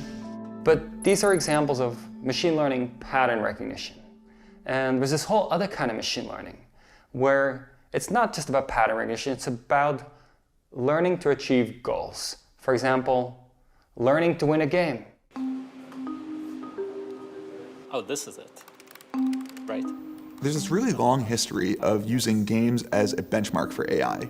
The reason for it is very simple. At the end of the day, AI progress is really driven by having hard problems to solve. I don't really know how to play chess, but I know the rules. And it's enough for me to know the rules, to write a program that can play chess, and if I can play chess better, then I can play it. And that to me is just so fascinating, that I can write a piece of code that then outsmarts me. And I think, you know, of course, chess is exciting, but that opens up many opportunities for, well, what else can we write code for that then all of a sudden can solve the problem better than we can? Deep Blue beat the world champion back in the 90s. AlphaGo pushed the limits of AI to a point where they'd never been before. It is possible to beat humans just with plain old like planning and just tree search, which is basically like all the possibilities, okay, and then all the possibilities there, okay, and then all the possibilities there, and you just find the best path. For a game like chess, people usually measure what's called the branching factor, which is at each turn, how many moves are there that are valid? And in chess, the number works out to something like a couple dozen, you know, maybe 10 or 20 or 30, something around there. For something like Dota, the number starts to look more like 1,000, 10,000. And what it really means is that the neural network can't be looking through all of the possibilities. Instead, the neural network has to have something that looks a lot more like human intuition. It looks at the state of the world and it just figures out what to do from there. Whoever wants to. Okay. A good part of my research is on solving imperfect information games. It's not really about the recreational games themselves. It's about building techniques that can deal with imperfect information, deception, and so on. What I should do depends on what the other players do, and vice versa. They know things that I don't know, and I know things that they don't know. Working on poker AIs, for example, it's not about developing an AI that can play poker. It's about situations that involve hidden information. Hidden information is ubiquitous in the real world. You see it in negotiations, you see it even in self-driving cars. You might not see the car in front of you or know what the goal is of the car next to you if they're trying to merge into your lane or not. AI is in this place right now where we have all these really cool tools, and it's great at solving these small baby environments, Atari games like Pong and Pac-Man. And so we're trying to see how much our current tools can do on things where you have real-time actions to make choices quickly with imperfect information. All these things that bring it closer to what you might think an AI interacting in the real world would have to deal with. Dota is a competitive, team-based video game where you have two teams with 5 aside. You both have a base that you're defending. Dota stands for Defense of the Ancients. You both have an ancient, and the aim of the game is to destroy the enemy's ancient. Dota, the way I like to put it, is a mixture between chess and basketball. It's a fast-paced strategy game, but it's also a team sport. Dota is super hard to learn and even harder to master. It's one of the most complex games out there, maybe the most complex game. It's a square map. The ancients are in the bottom left corner and the top right corner. You have a lane straight down the middle, 2 lanes that go across the edge of the square. The map is always the same. There's one map in Dota 2. It sounds boring, but it isn't, because there's a lot of other variables. There are almost 120 different heroes, each with unique abilities. Every game is unique. Every game has different strategies being implemented. There are all kinds of different movements that you have to make in a split second. You have to react fast, you have to understand how to communicate and work with your team. And of course, whilst the game's going on, your heroes, they level up, they gain new abilities, the abilities get stronger, you gain gold that you use to buy items, which improve your abilities. It's a constant ball of micro decisions that are made like at every step of the game, and those decisions are made not by one person but by 10 people. Every decision has an impact, and a large portion of that is assumptions. When the game starts, you don't see half the map, and that goes for both teams. We have a high ground and a low ground. If you have a high ground and you're looking down, you can look at a guy who can't look back at you. There's also a day and night cycle in Dota. And certain heroes have different vision during day and night. Very complex system that just keeps adding more and more layers. I mean, I'm sitting here, it's been 10 years of me like dedicating my life to the game. and really pushing it as hard as I can. And I'm still learning on a daily basis, like truly learning about the game, the mechanics, all of it.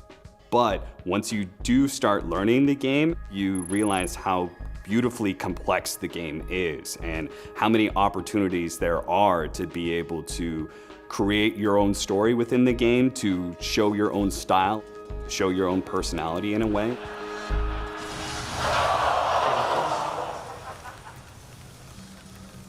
So when I first played OpenAI, I was a little bit shocked, I would say, in a way. He would use any small advantage that he would get on you. He will not lose it. Like a human can miss some advantage parts in special microseconds, but bot will not. 1v1 mid-match is very mechanical. There are a lot of fine-tuned tactics, but an AI, of course, with its perfect reaction timings, would do very well in that matchup. 5-on-5, that's a lot different. The goal was always to solve this very hard game that seemed kind of like right at the edge of what might be possible. Maybe it's a little impossible, or it would take a little while to get it to work. And so the goal was always 5v5. Greg kind of like laid down the gauntlet a little at the end, where he was like, we'll see you next year. Like, we'll be back with 5v5 next year. No one from the team knew it's going to happen, so when we heard that, everyone was looking at each other like, we're screwed. Yeah, so no idea. And we're all in the back being like, oh boy, we haven't really thought about it. It's way more complicated problem. My thought was that this is very ambitious. It was definitely bold. I definitely thought it was too much. I didn't think we'd have anything to present within a year. I've been playing Dota for more than half my life now, and the game is so complex. There's so many nuances and possible strategies, possible things you can do. No matter how perfect their reaction timing would be, I couldn't see how they could actually take on a group of 5 players. That seems something that is, okay, maybe a few years down the line. I mean, you guys are way ahead of yourselves. Like, come on, like, you know, that just let's be realistic for a second. That's not happening. Each hero's advantage is given by that guy's reward plus V2 minus 2, whatever it is. And your combined value function went from V1 to V2. What OpenAI 5 is this massive reinforcement learning project. Reinforcement learning is basically just trial and error and really good memory. Can you imagine yourself if you were trying to navigate San Francisco and you were driving and every day you're like, man, 5 o'clock, it gets really bad around this time, I should not be driving, and you'd remember that. And that's basically what the bot is doing. We give it 2 broad types of things. First of all, the game is designed to be played by humans, and so we have to translate that into an array of numbers. The unit's health and their positions and which way they're facing and what abilities they have. And then there's a second half of that, which is all the actions you can take are designed to be played by a human. When you click over here, you enter this keyboard. And we again have to translate those into numbers the model can produce. Because neural networks just take a bunch of numbers and produce another bunch of numbers. When you look at a game of Dota, even if you've never played before, you see trees, you see heroes, you see creeps, there are towers that hit things. I mean, the bot doesn't know any of that, right? Like, it cannot differentiate between a tower and a creep and a hero. Like, it's all just some random number to it. It's completely blind in some sense. What's interesting about the AI is it learns in a very different way than humans. Like, a human can go from having zero knowledge about the game to decent with just reading things or watching things or trying to replicate what you see other people do. The bot doesn't really get exposed to any of that, so at first it just seems like they're moving around kind of randomly. They don't make good decisions because they don't have anything to replicate off of. Keep in mind that when humans learn to play these games, we have like all these things we already know about the world, like all these things about like how space and time works, what it means to be to the left of something, right? Our agent needs to understand all of those elemental concepts from scratch. Reinforcement learning is this idea that you can kind of reward good behavior over time, and the AI will become better at performing that good behavior. Imagine you're training a pet and you want him to like learn to sit or do some other tricks. You're not gonna go literally move every single muscle on your dog. You tell him to sit, and then if he kind of moves in a vaguely sitty direction, you give him a treat. Over time, it learns that when you say sit, it should drop its butt or it should put its paws in a particular way. And it figures kind of all this out, trying to optimize for like that reward that you're giving it.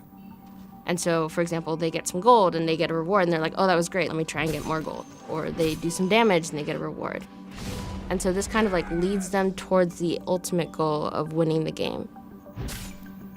But there's always the danger that if there's too many things to randomly explore through trial and error, you just might take forever and not really seeing anything.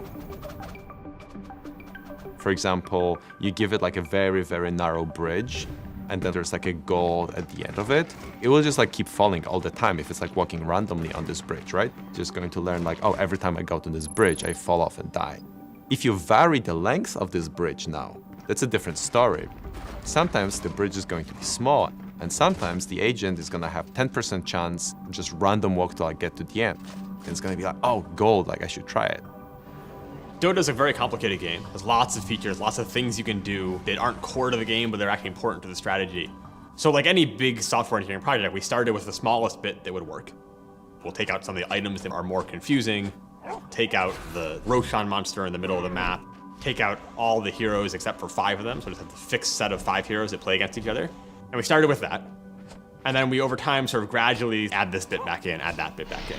All the subtlety of the game, as seen by humans, happens when you add those features in. I think similar to how you wouldn't want to play Go on a minified board, you want to play the real Go game. We want to know that we can actually fulfill the real challenge.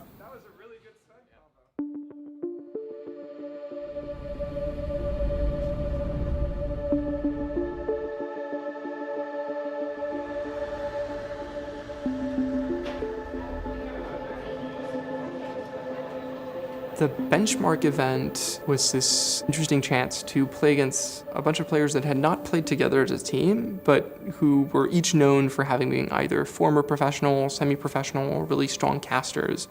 And we would be playing full games of Dota in front of Twitch and a live audience and a bunch of players that know a lot about the game and could point out obvious flaws. I remember I was pretty nervous because I didn't want to lose. There was a good amount of people there, and they're all hoping you win. I mean, I'd hope they thought we'd win, because I felt like we were the underdogs going in. Hey, Brooke, when do you need to know if we're taking first pick or all that jazz by? As soon as possible. Because we would like to see, hi Chrissy, we would like to see the bot play the audience game 1. Can we tell you after that? You're not watching that game. We're not watching that game? No. Why not? Because then you'll know what to do. That's the entire point. We are getting ready for the first of 3 games of excitement between these two teams, OpenAI and, of course, the humans. Well, it looks like we do actually have the draft beginning. As a bit of an update, the OpenAI will pick heroes in response regarding what the humans are picking. The benchmark event was also a chance for us to show what drafting looked like. Just before the benchmark, we had increased from just 5 to a pool of 18 heroes at that point. The richness of the game that you see in professional play is this kind of rock, paper, scissors, or this clever adjoining of like different characters. Before every game, teams take turn to pick and ban heroes from the hero pool.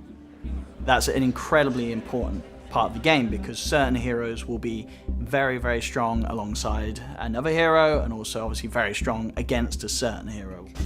Humans are opening with an Earthshaker. OpenAI has been picking that a lot today in terms of all the drafts that I've seen. Someone else on our team had the idea to use the model's perception of whether or not it was going to win a game on the first minute to decide whether or not a team was good. Look at that!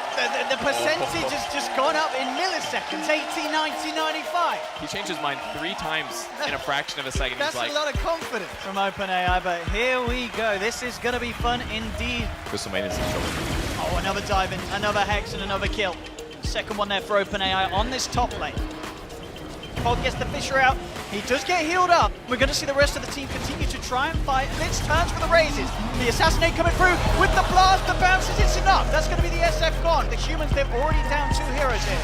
Boom trying to get to the center roll. He still has the Reaper scythe available. Lays it down as Lich will get the kill, but he still ends up falling. So OpenAI will come out on top, but a very, very close team fight there between the two sides. What about the win probability? I was going to say, if they sort of lost their confidence, no, it's actually gone up. All right, we're struggling a little bit. We're going to win 98% chance. Bogged, he's getting trapped in there. OpenAI trapping the humans, taking down 3 of them. I think it was halfway through the first game and we were winning. It was almost like magical. It was like, this thing, it's working, you know? These guys were really, really good and we were beating them. It's a 5K advantage, 24-4 now. They've managed to find Malini. Fogg desperately wanting this sniper, but OpenAI, they juke him out. Turn around, he's ready to turn and punch back. As Fogg willful can't get the Fisher out. OpenAI laughs in his face. Wave is dead, so they're gonna have to take the tower at least. Fogg tries to Fisher, but instant Hex! He instantly gets Hex there by Malini. Will get the Echo Slam out. As 4 dead, they'll look for the 5th as OpenAI wipe them. GG will be called 21 minutes in. OpenAI will take game 1. I fucked up once. Really bad on that. The speed at which OpenAI plays that is just so quick.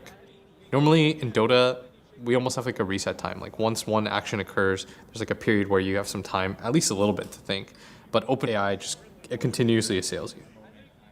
When we first started thinking about show matches, we were trying to figure out ways in which we could make it more obvious what the bot was thinking. We started to make it more public what they thought their win probability was, because that just seemed like the most straightforward way of like, do you feel like you're winning right now? Are things going well or are things going poorly? It became this thing that sort of seemed like it was taunting the humans, even though we were really just trying to surface the information about how the bots were playing.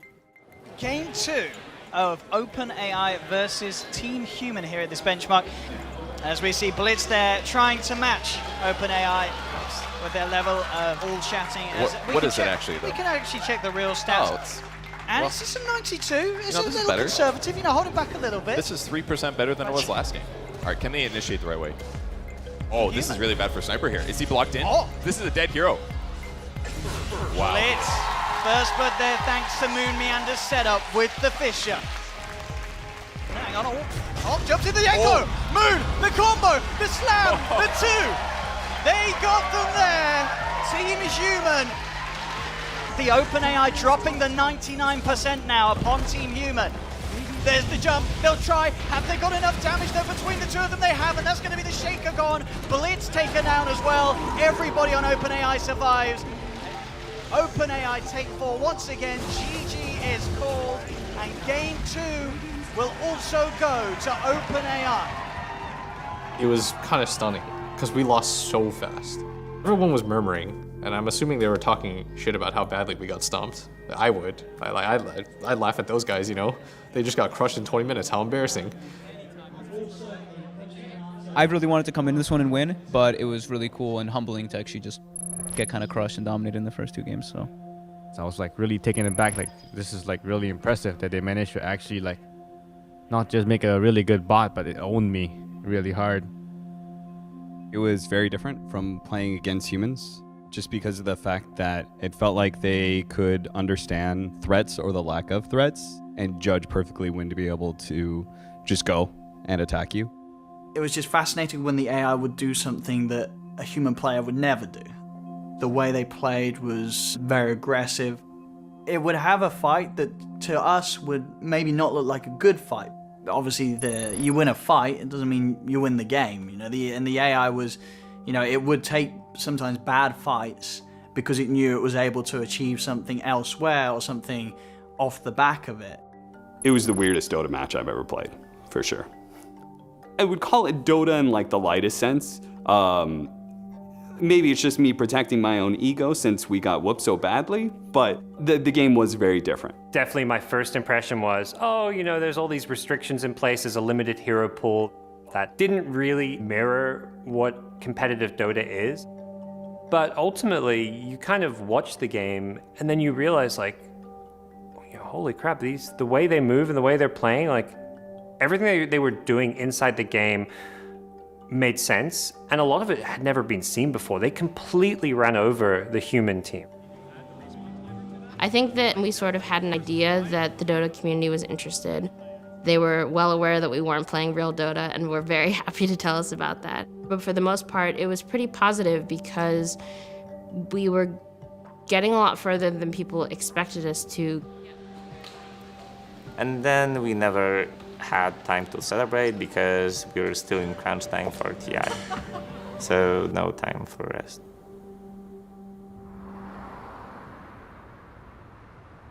I think time is really the enemy here. We have only limited time till TI, right? Right. It's like approaching like every day. Oh, we can have like Philip go up to the board and write like 32, and everybody's like, "Oh fuck, Philip, what are you doing?" Push TI back, and he's like, "No, I'm bringing it closer." When we started this project, no one had any idea how we were supposed to solve it. We just knew that this was an important problem. If we could solve it, it would be a big deal, and that we'd have to do something no one had done before. Working on deep learning in general is very susceptible to bugs because you are working with systems that are able to take any sort of data and usually make something useful out of it. So even if your data is corrupted or your learning algorithm isn't really, has some bugs, it's still likely that the model will be learning, and it will be hard to tell whether it's learning poorly because the problem is hard or because you have some errors in your pipeline. The whole team was very excited about this evolutionary strategies algorithm. An algorithm that is simpler than reinforcement learning, but the premise was that hey, you can take this simple code and run it in parallel, run it on many computers, and the sheer scale of things will actually make it produce really good results. Before, switching to all these alternate approaches, we just wanted to check, just to be sure what happens when you actually, run these algorithms on some significant number of CPUs. Jakob and Shimon did this really amazing thing of questioning all the conventional wisdom. That I was trying to convince them to work on Dota on this game, and they said, let's try scaling up reinforcement learning. Initially, Greg was very skeptical, so he actually asked us to make sure that we don't devote more than half the time to that project. And so we actually sort of hid in a secluded part of the office for a week or two, started working on a distributed learning system we called Rapid to make running these experiments easier and, maybe scale to 10 machines or something. And, that was the beginning of it. I think it's actually a really awesome story for how progress happens in this field. There's conventional wisdom, and Jakob and Shimon asked the question of why. Why do we believe that? Has anyone ever tested it? And they just kept pushing and pushing us to larger scale. And that was pretty much our mindset from the beginning, that we want to take this technology, we want to push it as far as we can. When it breaks, we'll have a problem to work on. It hasn't actually broken. We started out running on just a couple machines with 30 CPUs. Shortly thereafter, we reached 1,000 CPUs, and we actually started getting really good performance. So the scale of our mission grew. And by the time we were using 30,000 CPUs, we can actually tackle best human players in a game of 1v1. We were like, okay, so maybe if we use 10 times more, we'll actually be able to take on the full game. By the end of the project, we were using 300,000 CPUs and 2,000 of the latest graphic cards. We need a lot of computers to see a lot of different games. This is essentially what allows us to discover new strategies. So without scale, nothing works, and that's usually not a dimension that you see in other machine learning problems. The way that we train this system is through a very simple idea called self-play. Imagine if you are trying to learn to play tennis, and you play against Serena Williams. You're not going to learn anything, right? You're just going to, no matter what you try, even if it was a good idea, you're just going to lose. And Serena's definitely not going to learn anything from you. And so what's really important is that you have balance, right? That if you played against an exact copy of yourself and you tried things out and you came up with an innovation that was a slightly good idea, you'll actually see that turn into you getting more points. That's exactly how this system works. It plays against copies of itself, and because it's just a computer system, we're able to replicate it many, many times off in the cloud. For our 5v5 bot, we're playing about 180 years worth of Dota gameplay every day.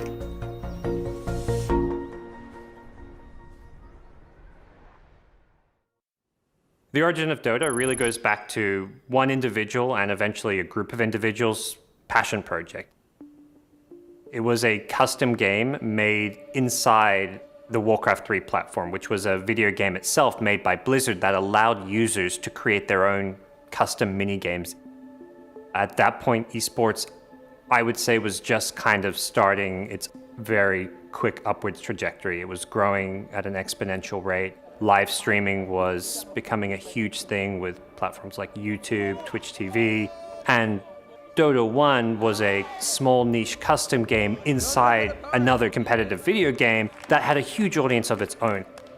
When the International first started, it kind of came to be because Valve, the developer of Dota 2, wanted to make a really big splash with this new big game title.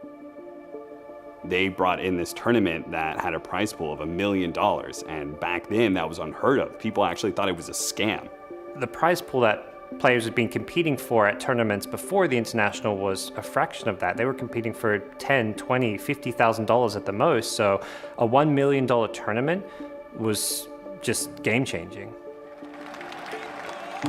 It was a huge incentive for a lot of professional players who at the time were playing more for the love of the game. They were in college or high school and this was what they were doing on the side. And sure, maybe they got a trip to, Sweden. They were going to DreamHack or something like, oh, that's really cool, but it wasn't a career. Once that kind of money started coming around, people were able to sit down and look at it and go, okay, I can actually commit full time to being in esports. TI3, Valve introduced something called the Compendium. It's a mechanic within the game, and it basically gives the community a way to purchase stuff and make this makes the tournament community funded. And since then, it's been continuously breaking the record with its own prize pool and with its own size. I've been blessed enough to have been at every TI since the first one that I went to, which was TI3. And yeah, it just keeps getting bigger, man. It keeps getting bigger and bigger. And the big thing that changed over the year was adding that element of professionalism structure. So today, you see teams, they have professional coaches, they have training staff, they have a support system around them to help their players compete at the highest level.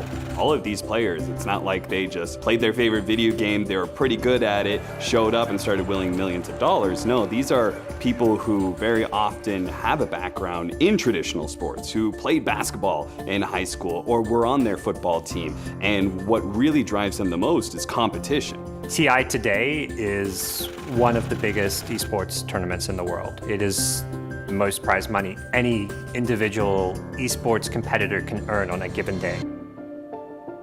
It's always going to be a pinnacle of esports. Part of that is the money. You can't get away from the money. It's so much money. It's so much money. It is a huge celebration of what Dota is and has become. It's about celebrating the game. It's about giving back to the fans, the community, the ones who kind of grew the game to what it is. It features contributions from the community, from all the different people in different areas, commentators, producers, content creators. There's always seating for around sort of 17,000 people, and it always sells out. Regardless where it goes around the world, people will travel, the locals will come, and the stadium will be absolutely packed.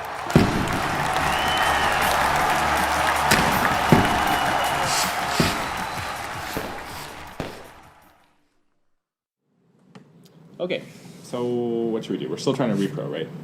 And understand what's going on. So some of us should repro. I can try doing the necro fight.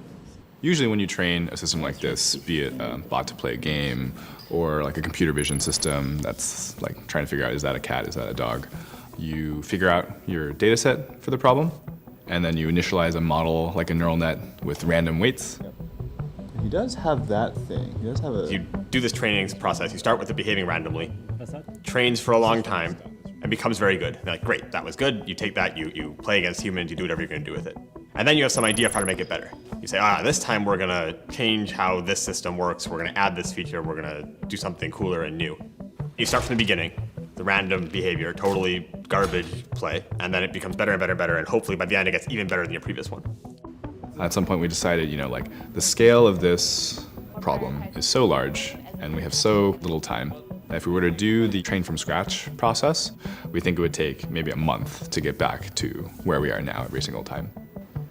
And so the approach that we adopted was, instead of training from scratch, we're just going to plan to keep this one experiment. We're going to start it in June. We're going to keep it running all the way through to the contest. We have our current best bot. We want to make some change that will hopefully make it better, maybe introduce a new part of the game or change something about how the model works. With each of these features, we have to add it in, we have to do a surgery. I think we coined this word surgery, although I'm not sure. So surgery is the process of taking that existing very good agent and changing the innards of how it behaves so it can work with the new feature that we've added in. And then we resume training from there with the new feature. Effectively, the entire model, the brain, everything, every component, it can be distilled down to a bunch of numbers, just rows and rows and rows of numbers. That's all you need to make the bots play. What surgery does is take all these numbers, and when we add an action, effectively it adds another row somewhere, slicing in some numbers that define what the new action would be like. One of the first tests we do after every surgery is we just watch a game. Sometimes you see it play reasonably, but if you made a mistake, you often see them, they just all walk to the left.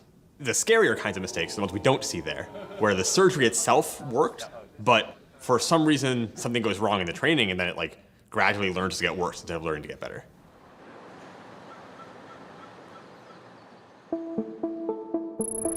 Between the benchmark and TI, we were trying to really think about what can we accomplish in just a few weeks to really make the biggest impact. There are all these features of the game that were not there that would affect the rule set. And so our concern was if we show up at TI and professional teams want to play us, but they spend their time saying how our rule set is not the real Dota, this is not going to play well even if we win. Switching from 5 couriers to 1 courier had sort of been something that was on the table for a long time. It's definitely one of the weirdest aspects that we sort of added. A courier is just a guy he's like your gopher. He just brings you stuff. In Dota, there's usually 1 courier. And it takes a while for the courier to come back and forth. It's not an instant transfer. It has to go all the way back to your base, come back with its goods. If one person uses it, it means one person can't use it. The 5 couriers was an act of laziness on our part. When we started with 1v1, you have 1 hero, 1 courier. The obvious way of extending our implementation to handle 5 heroes was just to also have 5 couriers. And it just turned out that we kind of forgot to remove it until very late. Professional play has a huge part of who gets to get their items first and when and how often. And there's a law of attrition also, that if the human team is not used to receiving items at 5 times or 10 times the speed of a regular game, it's gonna favor the computer. And we still weren't really prepared to have the model fully learn utilization of the courier. And so we wanted to program a logic for the courier, which actually is a pretty tough task, right? But fortunately, we had an expert in this sort of tough, weird tasks on our team in Saiho. I could be in bed right now, but instead I'm here. You could be helping. You could be. You told me to do specific things, so I'm procrastinating this specific thing right now. And I was telling everyone, don't worry guys, I can do this in 1 day. It wasn't exactly 1 day. Saiho's sad. Oh, why that? No, I drank all of the Coke in every fridge. There is no more Coke. Which one? I don't know what to do. Have you noticed that I was drinking water? That's the reason. There was no more Coke. There was definitely a lot of stress in the office at that time. No, I'm just trying to be an optimist. Look at this thing. No, it's 5 couriers. It's 5 couriers. Yeah, I agree that it's 5 couriers. Okay, but if you squint, it could be 1. No, wait.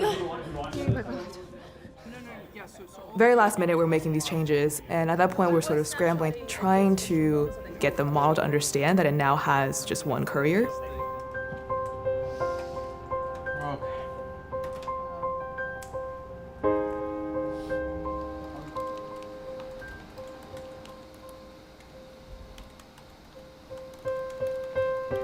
Maybe we just have the Philip hack in there. Maybe Philip just did that. Maybe we just don't know. Okay. Oh no, we do have. Oh, what the hell? What? We have 5 couriers on Hold courier 1? Hold on. No. Yeah, we have 5 couriers. On courier 1? Yeah. Yeah, they're only controlling 1. Oh, look, they're only controlling 1 of them. But we have 5. But we have 5. We have 4 at the base. Or probably, there's non-zero number at the base. Right before. Shit.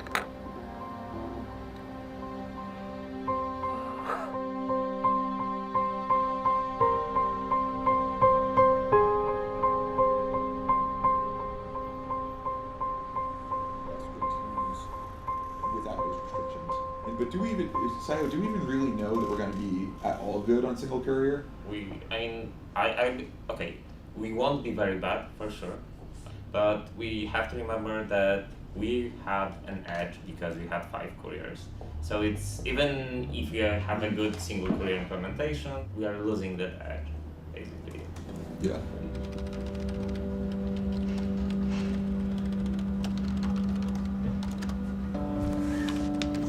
When we went to the single courier world, not only did the single courier itself have to do something sane, which was the part that Saiho worked on, was the scripting behind that, but it also meant that the heroes had to play a little bit differently. Now our bots have to learn to play with it, because now our bots have to think, if you can say think, about a few additional things.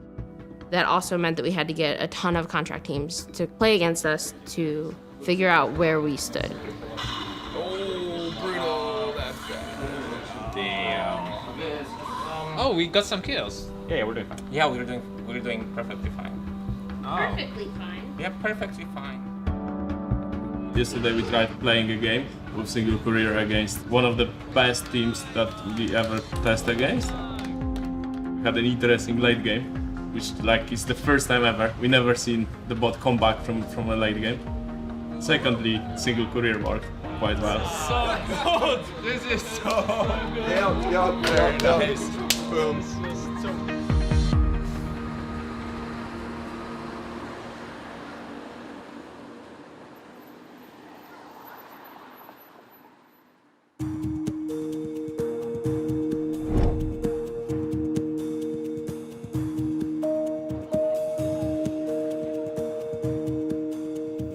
I've never been to TI, I've never been to any large esports gaming event. I've only been, passive observer on YouTube, and that is nothing like what we saw.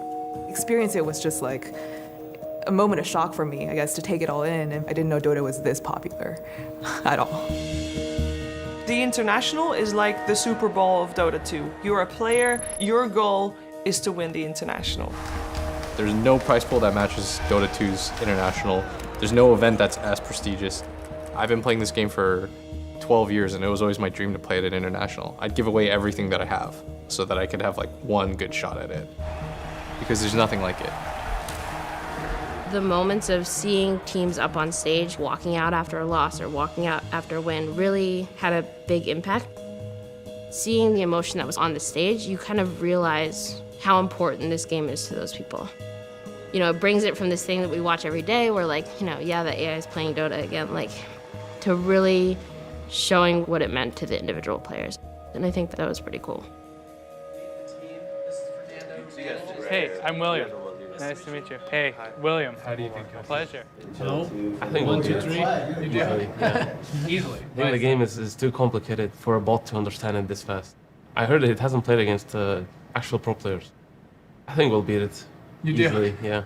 If we would lose in an actual strategical way, they just outsmart us, then I'll be scared. But if they just beat us because they're better, they just use spells faster, or they're just more coordinated, sure, then I'd be fine with it. Because it depends. The players, they need to have a good day. There's bad days and good days. On a good day, you will just go 8-0, and on a bad day, you'll just go 0-8. It's so random, It seems like it's going to be a great match. It's going to be an exciting match no matter what. Just forget about the results, forget about what we've gotten done. Just the fact that everyone has come together and really worked to make this happen. I think that's just been an amazing thing to watch. I think we've really gelled in a way that, I think 6 months ago, I think we were just starting to kind of get a feel for each other. I think that's something that's really awesome. And also, win or lose, we have done an awesome thing and we should be proud of it. I mean, this is not about winning. We're not in the tournament. I know everyone's stressed about, are we going to win? Are we going to lose? We should be excited and stressed and not, worried and stressed, because regardless, we're on stage with the best in the world, literally. So we got here.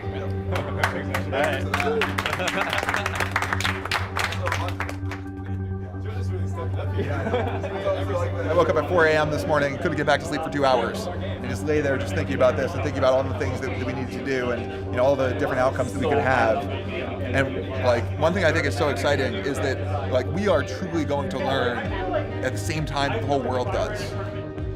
Everyone, it's time to line up. All right. Line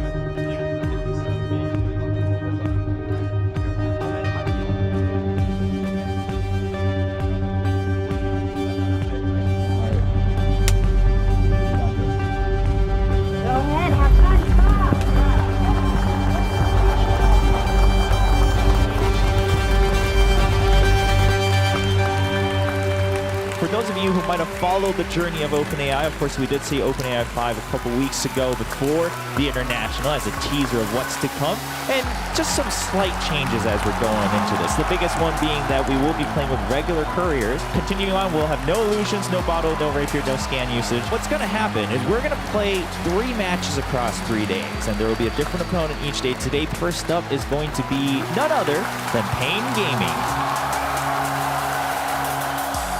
Yes, so apparently everybody thought to themselves, what two better people to be able to commentate this game than two humans who got their asses handed to them by the OpenAI 5. For match 1, I was actually in the booth with Enrique and Susan because we had decided we would set up the game and then we would stand awkwardly behind them while they played. It's 7 minutes in, OpenAI down by only 1K, and it's holding a much better pace than I expected it to. The game started out about how we expected. There was a lot of surprise kind of in the booth. You know, the AI was doing things that they just weren't expecting. How is this possible? What the fuck is this shit? Now the TP start coming in from Pain. They do try and go for the call from Weehaw. Now The no, Ravage! he actually gets ravaged up before he gets the call with a freezing field in perfect position. They just TP into disaster on the side of Pain. Weehaw does manage to cut down the gyrocopter, but instantly dies. A bad fight for Pain, and it's the first time I believe that OpenAI 5 is now ahead in network. I think at a certain point, the humans had the correct strategy of kind of backing off a little bit, not trying to take fights, realizing that the AI was really good at these little skirmishes that were happening along the map. OpenAI 5, though, is only 1,000 net worth up, so Pain are certainly very much in this game. There was this back and forth going. We were all in the stands and feeling those nervous butterflies. I was glad that we were like in a contained booth and sealed, because you kind of like, you're able to ignore the outside roar because it is a roar. Because we are in the booth, we don't get to see what's being shown in the screen outside, right? But we can gather what is happening from the players. The humans continued avoiding the AI until they felt like they had enough of a gold lead to actually take the fights. And then they started seeking out the bots, and the whole control of the game sort of shifted. Looks like Pain have figured out a way to extend it. Weehaw just continues to play this bottom lane out, waits for somebody to come in, stays around the area. If OpenAI is going to win this, they need to start setting traps. 4,000 gold lead now for Pain, and looks like it is time to push into the high ground. Ooh, Pain is doing it. King RD getting aggressive, the double nice call. On two. They managed to catch the gyrocopter. Look how much damage HFN is putting out. So if Pain manages to force another good team fight, this could be over. We are approaching the 50-minute marker. Pain, they want to end this game now. And they might be able to do it too. Great hit by Duster. That'll lock things down. OpenAI 5 are down to 4. HFN takes the kill. That is 5 dead. And Pain Gaming have won the first game against OpenAI 5. And they got to have a win on the main stage.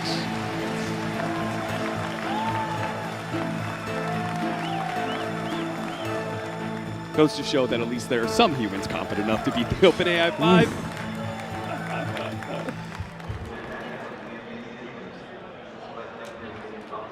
I kept on trying to talk about it with people, like specifically Greg, and he didn't want to talk about it. I mean, I think in general we're happy with how this one went. I feel like having another game like this would be fine because like we were just worried about getting crushed, where it feels like you can't even tell if the bot is doing the right thing or the wrong thing. And I feel like there were definitely times in that game where they were doing the right thing and they were executing well. As someone who writes machine learning or AI, it's very rare that you show it off to an arena of 20,000 people and get to see how it works. Usually when you work on machine learning projects, you like write a paper and like maybe you'll give a talk and people will attend and you'll have some like nice like interesting feedback from that. This is just like a different kind of thing. You built this system and now like there's 20,000 people in an arena cheering for or against it. Listening to everyone cheering or booing, reacting to how 5 plays. It was absolutely amazing experience. People will point out, oh, you're part of OpenAI, I saw you on stage, congratulations. That feeling that people really wanted you to win, and then were supporting you and then felt, you know, a little bit sad that you lost. That's the kind of thing I didn't expect to come out of this. Valve told us that they felt like it didn't make sense to play another pro team, which we also kind of agreed with given how Pain went. They pitched us playing against these Chinese legends, I think is what they called them. There's a group of ex-pros that really wants to play. That are like Chinese famous all-star ex-pros. And we think fans would be really like seeing all these like kind of famous Chinese players. I think it would be super entertaining and fun for OpenAI to play. Okay.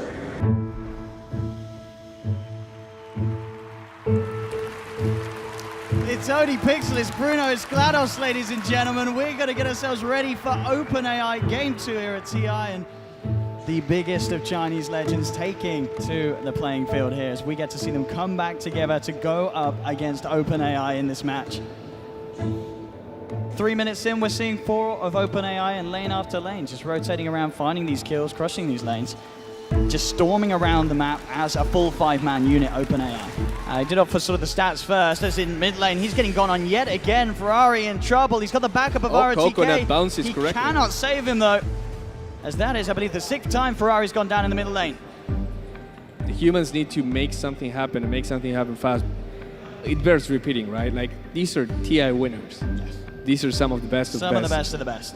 They quickly adapted to parts of the games that they saw was unusual and sort of noticed some way of sort of using that to their advantage. At some point, I think they realized our axe was doing something very silly, and so they decided to just keep going, you know, picking off axe. Back outside of the base, the 2 supports, Sancheng and Zhao having some fun here with the axe. They taunt and tease him, the freezing, the holding in place as the axe should fall, and he does. The CM right click finishes him off. OpenAI's got to do something spectacular to keep control as the humans are just getting further and further ahead. Yep. It's going to get pretty tough. Yeah, the gyrocopter is just dominating. One of their characters ended up being a lot stronger than any one character on our team. And I remember watching this game and being really terrified at any encounter we would have with this one overpowered character. Another kill for the gyrocopter. Yeah, and the humans keep making good play after good play, understanding the rotations and just taking those heroes as they're trying to farm, as they're trying to create space. Can OpenAI hold against the Megas, against the team? Don't think you can with that lineup right now. So now there's only Witch Doctor, and he's going to die. The Death Ward, symbolically used there in honor of his own death. As OpenAI taken down again, your Chinese legends have done it. ROTK burning, Ferrari 430, Sancheng. Well, that was a fantastic play from them. Again, taking control of that game, having a great time with burning that gyrocopter. Yeah. Yeah, RTZ maybe needs to take some more.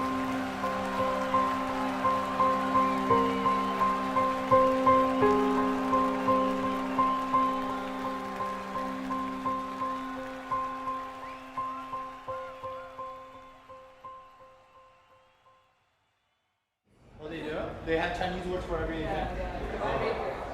Yeah. Like, you don't know the word rapier? I just wish that we at least won one game, because I think the crunch of the last 2 weeks was pretty exhausting for a lot of people on the team. We kind of expected that things might not turn out that well, but it still would have been nice to win. Yeah, Vancouver was hard. We didn't expect to straight up win, but we had hope. That second game for me was just, it wasn't anything more than the previous games. Like, well, okay, we're not there yet. Can't beat an 18 yet. TI was still, I think, a success. Even though we didn't beat any of the teams there, we did hold our own. Like, it was a struggle. You could tell they were working hard, but they still knew how to overcome them. So there's such a massive difference between 5 very skilled players playing together and then a pro team that practices and plays full-time together. The Chinese All-Star stack, there were 5 professional players, but that wasn't even a team. And Pain Gaming, you know, great bunch of lads, but they weren't really one of the best teams at that international. The fact that the AI wasn't able to beat those 2 teams, you know, certainly meant there would be a lot more work that they would have to do. I think it kind of reset some of my thoughts a bit. Some of that initial, feeling of awe at what the bots achieved competing against the caster team. The more conventional, what was standardly understood about Dota and how to play it was what prevailed. The professional teams competing at TI8, their way of playing Dota was at least shown to be better than what OpenAI was doing at the time.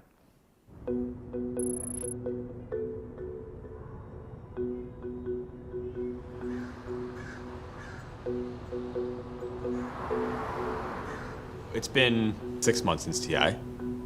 The bot has gotten better. It's gotten better less quickly than it was getting better before TI, which has made us all a little bit frustrated. Before TI, there was this magical, it was like incredibly fast growth. And since then, it's slowed down. For the past 2 months, it's been pretty up and down.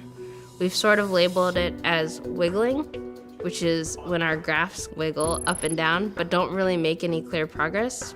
We have an idea, like, look, this has to work. We just need to push it harder, take it to the next level. Like, it has to work, right? And it doesn't. Sometimes people will be out of the office and the bot's just tanking and you're like, oh my God, like, what do we do? Like, we're wasting all this compute and it's getting worse.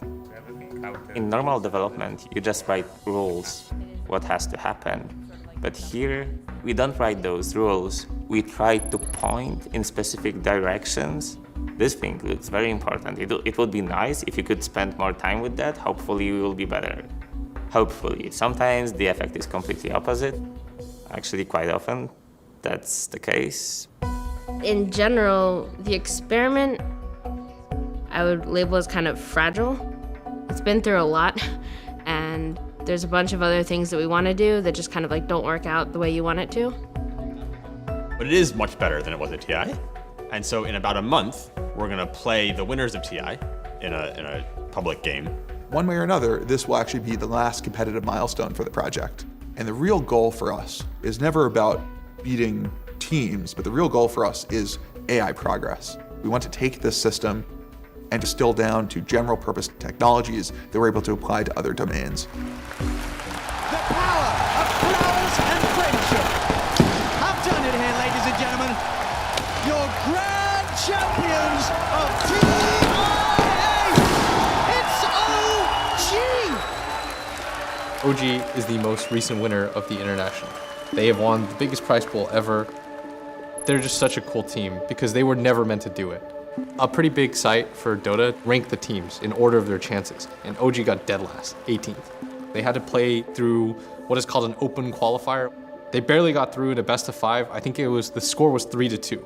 So they were one game away from not making it in the first place. They didn't look all that impressive going into it, and they did it. It was so wild. They did it.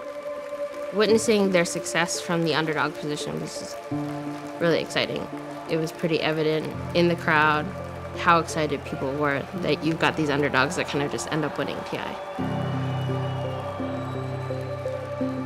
So those guys are gonna play against OpenAI, and I think they're gonna win. I mean, they're so good. They're so talented. I sat down with one of my coworkers who's really interested in probability and odds about whether or not I thought we would beat OG. I think the number that ended up coming out was like 63%. I don't know how I feel about that number. It's lower than I would have wanted it to be going into this final match, but I think it's pretty honest. We all watched at TI those games, like riveted watching those games, and they're really good. So I don't know. I feel uncertain. You'll become good at these games because you have one play or one trick up your sleeve. Usually professional players will study mid-game what's going on and based on that completely adapt their way of playing. I would say 60%, 70%. I think we have solid like 80% chance of winning. I'd say we have at least an 80% chance, but I hope that by the end it will be like closer to 90, 95. I think we only have like a 30 or 40% chance. The pessimism comes from the fact that we just haven't really been able to measure progress. And we've seen all the metrics that we have in place that traditionally told us that we were doing better are currently failing. We also, as of last week, lost against one of our test teams, which is the first time this has happened since, I think, TI. So that seems to suggest there's something possibly lurking in the shadows that's pretty scary. Yeah.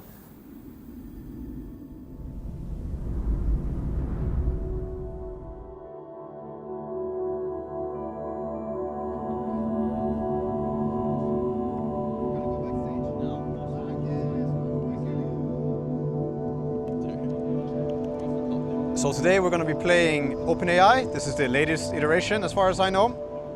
The road to playing OpenAI in San Francisco has been a long one. We've all been on different teams throughout our individual journeys, but we got together with this iteration before the International 8 and we managed to win. So I guess this is what leads us here. Best team in the robotics versus the best team in the flesh. Obviously it's a different aspect of Dota. And Dota is a game we're very passionate about, and we've seen a lot of stuff in Dota, obviously. We've played against all the teams all over the world. Now we're playing against a new opponent, a new Dota opponent, so that's super exciting. It pushes certain aspects of the game to limits we've never seen before. First game might be the hardest, but after that, I like to believe that we're going to know what we have to do to beat it. What's funny though? We went through all this stuff that you guys are going through, like literally the exact conversation we had about Necro, about what will they do if we just cut waves. We had all this same talk. It was so funny. We still lost in 20. So it's not bad. Like, it'll give you a rough game. It's just such a weird style that, like, even if you think through this stuff, you have to play it once to, like, understand what's going on.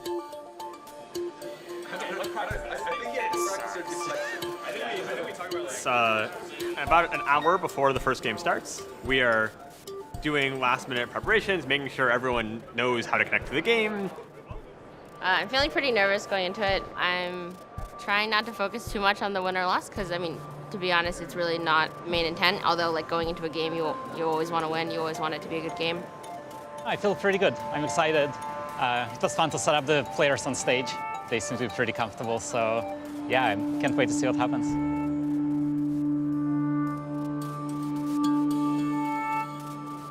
We are 36 minutes away from stream coming on. I think we're 6 minutes away from doors opening, and so then we'll fill the seats and start off with our best of 3 with OG.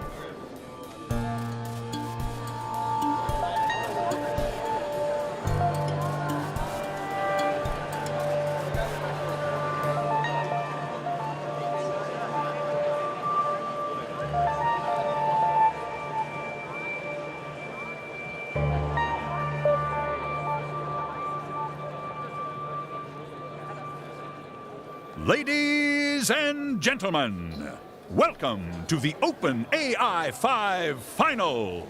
We're still out. We're here for OpenAI 5 Finals 2019, and we have a very fun day ahead of us. Before anything else, I'd like to give the stage to Greg Brockman, who is the chairman and CTO of OpenAI. Yeah. This is a historic moment. It's going to be the first time that an AI has even attempted to play the world champions in an esports game. OG is just on another level relative to any other team that we've played. And so the truth is, we don't know what's going to happen either. But this event, it's really about something bigger than who wins and who loses.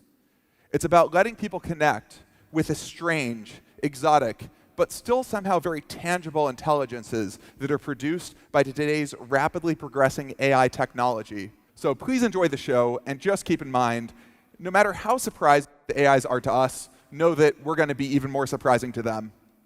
All right, let's do it. Ladies and gentlemen, the International 2018 champions, OG!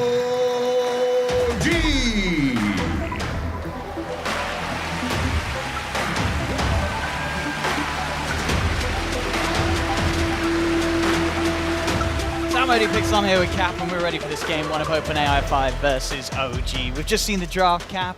It's going to be a lot of group up and go, and this is what we've seen in the past OpenAI be very strong at, this old 5-man Dota. Oh, already up top. The action's kicking off as OpenAI will claim first blood. Oh, jeez. Look at that. That's already gone up quite a bit since the drafting phase. The trash talk has already begun. OpenAI diving past the tower. They'll find no tower, but they dove pretty deep for this, the OpenAI. The reaction will be there from OG. They have both the combo of the SF and the Shaker to bring down the Gyrocopter. So aggressive plays from the OpenAI, but it does end up in a trade that favors OG on that top lane. Let's just keep playing the map. Let's take a favorable Keep fight. playing the map. The easiest fight possible. We don't need to do it. You see Jax, he's going to look for a wraparound on mid. The setup's there with the Fisher. OpenAI's blocked in. Nowhere for the Death Prophet to run, as that will be another kill here for Thompson. OpenAI once again looking to dive in deep past the tower with this Gyrocopter and Sven combination.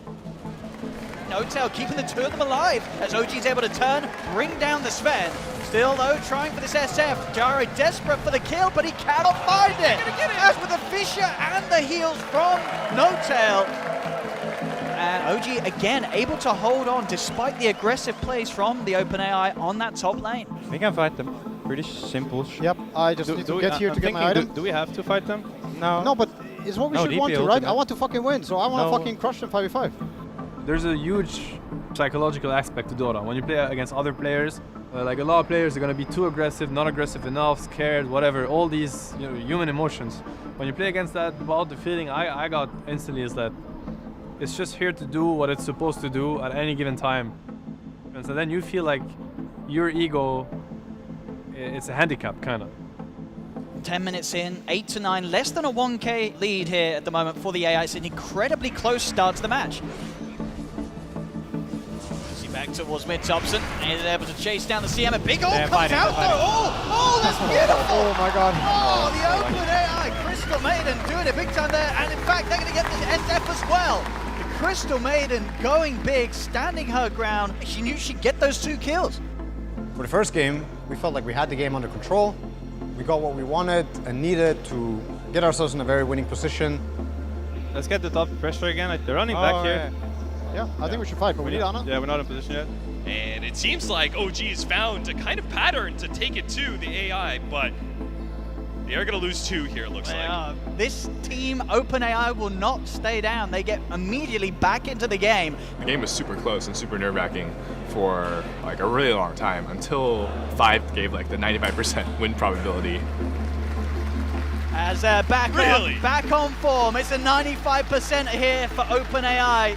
From our human perspective, this is an even game, Owen. How are they saying 95%? This game does not look one-sided.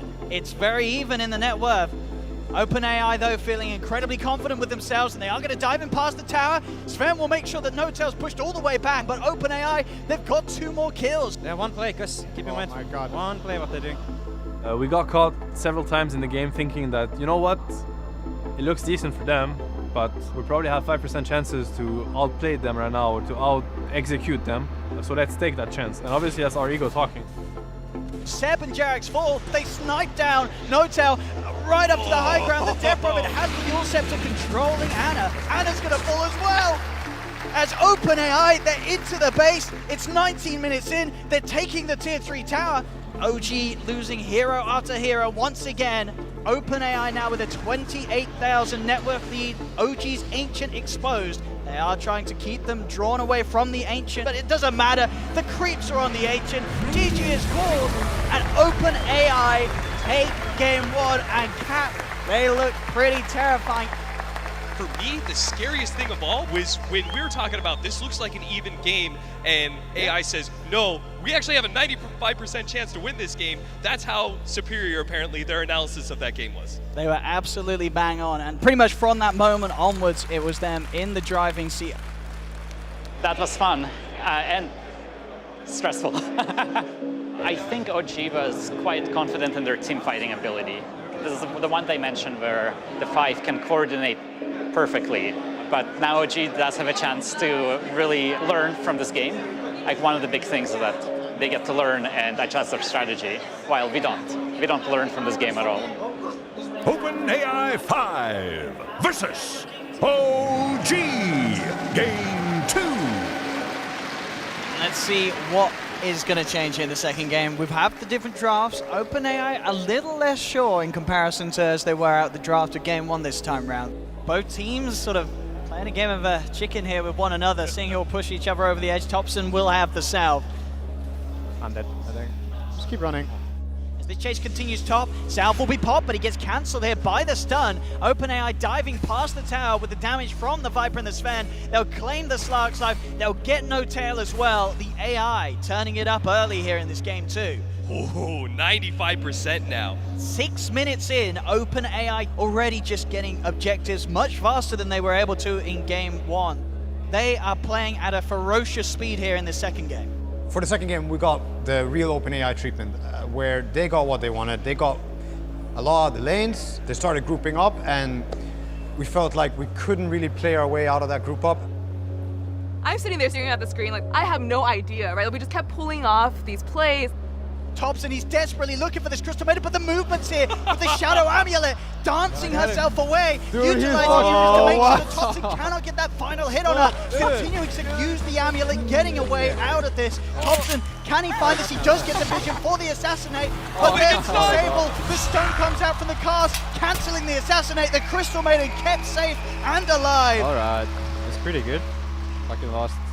OG, they cannot catch a break this game. This is pure domination from OpenAI, start to potentially an early finish. 17 minutes in, there looks like there's very little chance of OG turning this one around, as OpenAI almost playing around with them at this point. You got it. Kill Orange. Orange! Come on! Fucking die! GG. The Ancient will fall, and that is GG, game over. OpenAI taking game 2, taking the series 2-0, but honestly, this second game in particular, this is a fantastic example of something that, as a player of Dota 2, as a professional, you watch how OpenAI just absolutely crushed this 20 minutes of gameplay, and there's got to be a lot to learn from the way that they played this game.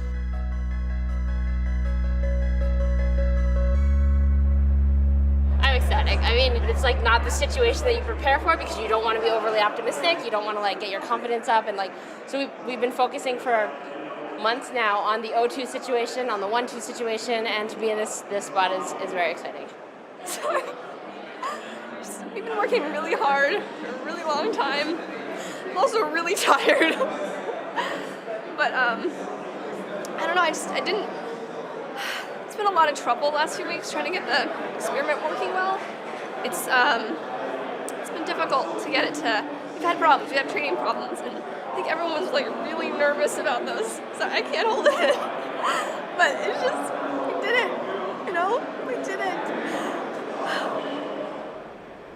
Having this machine, like being able to out-reflex you over and over and over and over and over again, doesn't sit well with me. But yeah, today humans lost. I'm trying to think, what did we do better than them today? I had a hard time coming up with stuff. Yeah, I'm not exactly sure actually, like what did we beat them at? That's pretty scary. It might sound weird, but I think we're still very confident, even though we lost pretty hard today. I don't think we're at the point where we were like, wow, this is undoable. I think we're still like, oh, come on, man. Give us another game, we can still beat it. All right, everybody, eyes right in the lens and big smiles, please. Ready? And 1, 2, 3. We're doing a lot of photos, so keep going. As we were coming up to finals, we were trying to think of ways to give back to the community.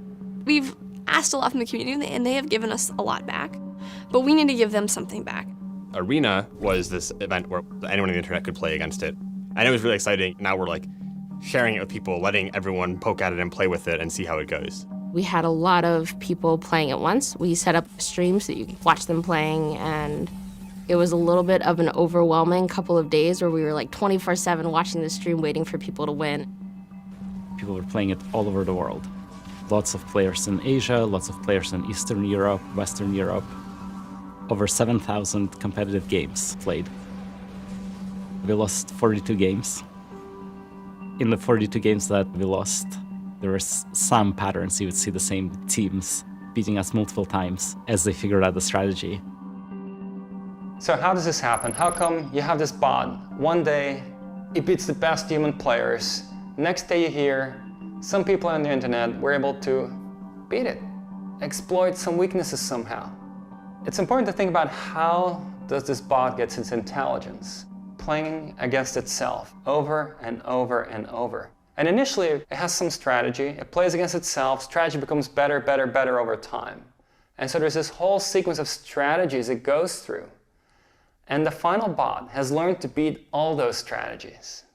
But if now you come up with a completely different strategy, very different from anything in that sequence of strategies it has been playing against when playing itself, it's going to be surprised. In our Libratus project, we introduced this new kind of module, which we call the self-improver.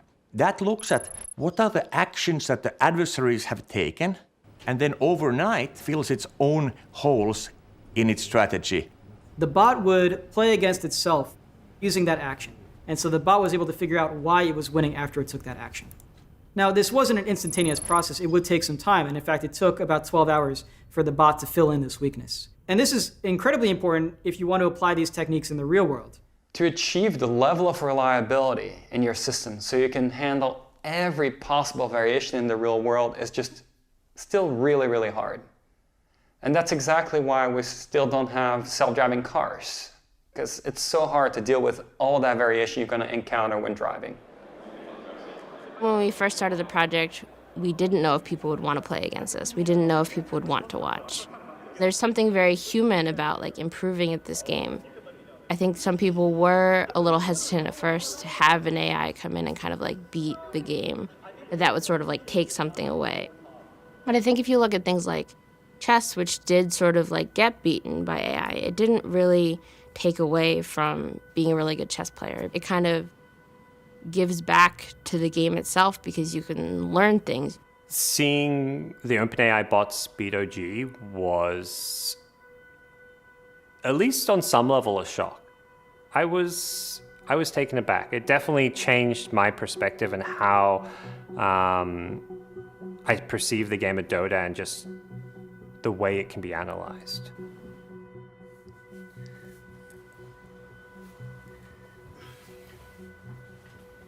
I think most of us went back to watch these games. They were very interesting. Oh boy. Oh my god. Oh, it's painful to watch actually. There we go. This is nightmare-inducing. This is actually really interesting. We have 4 people dead. He's the only one alive. This hero is really about to die, right? But it has a trick to switch from being invisible to being visible. He's kind of risking his life. I actually think Topson has him dead here. Now he turns and uses a spell on him. Usually this would be called straight up taunting in Dota. It's that guy is not only beating me, he's also humiliating me, and it feels really bad. And most players would play much worse once that happens because they start getting annoyed and frustrated. And it's doing it, I'm getting annoyed watching this. Instead of running, he stands still and is about to cast a spell, and this guy, his friend, or I don't know, he's not his friend, whatever, is gonna be able to kill Topson. It actually looks like he's baiting him in, which is just very human. Baiting is like a human term, right? So, I don't know, cueing some X-Files music right now. In our work on poker, we often get asked, how do you program the AI to bluff? And the short answer is, we don't. Bluffing is not a psychological phenomenon. It's rather a mathematical phenomenon.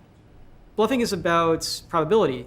It's saying, I have a weak hand. If I just play it safe, I'm not going to win with this weak hand.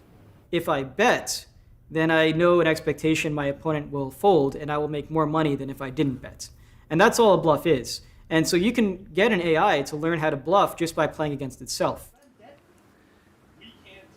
Thinking about OpenAI and why it does what it does, I think is very rewarding for any team. I think every team should ask itself that now that they have the opportunity. You play against it, you realize that it has a playstyle that is different. It's doing things that you've never done and you've never seen. Sometimes it looks extremely silly. But then again, are you gonna be human and be like, hey, this looks very stupid, this is bad? or you try to take it to the next step. It's like, why is it doing this? So us humans, we have a role system in Dota. You plan strategies according to your role division. You pick your heroes according to it. We have our position 1 and 2 that we try to buff up until they're strong enough to win the game. OpenAI, no roles, nobody cares. They have kind of a musical going on that we don't have going on at all as people for the most part. Everybody has that one item that just makes them a little bit stronger, and then they strike and try and end the game. That gave us ideas. Then you realize that we're guilty of being stuck in a team dynamic, whereas sometimes we have to be way more flexible. It's extremely hard, and I don't think, if I had to put a number on it, it's like if OpenAI does that, like the dynamic switch at 100%, we maybe went from, I don't know, 5% to 10%, but that is already a difference. We've noticed it.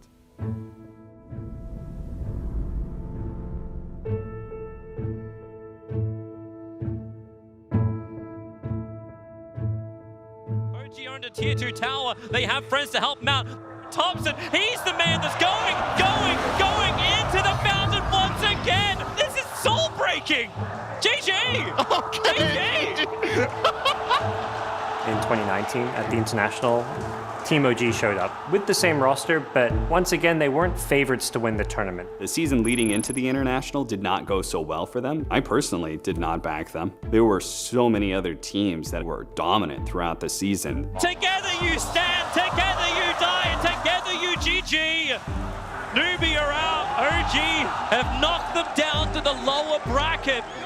I think sort of after the first few days of main event, people were like, all right, they're gonna do it again. They proved me wrong in the most spectacular way. They gained a lot of ground throughout the group stage, and then they went into playoffs and just demolished everybody. OG in the upper bracket finals, bring down LGD. OG are going to the grand finals for the second year in a row. I mean, they did have something that allowed them to win, and you know, this X factor, everybody's always looking for it, and maybe OpenAI found it, and maybe professional teams can learn from it. OG, you thought you saw it all in game 2, you thought you saw it all in game 3, there it is, gone! OG are your two-time TI champions, they've done it, folks! And in what a fashion! These last 3 games didn't even seem close. One of the reasons why it was so impressive, no one had been able to do it. No team had won it back-to-back. No team had won it 2 times at all. And, you know, really has cemented themselves as, you know, this 5 stack of players is the best team of all time in Dota 2.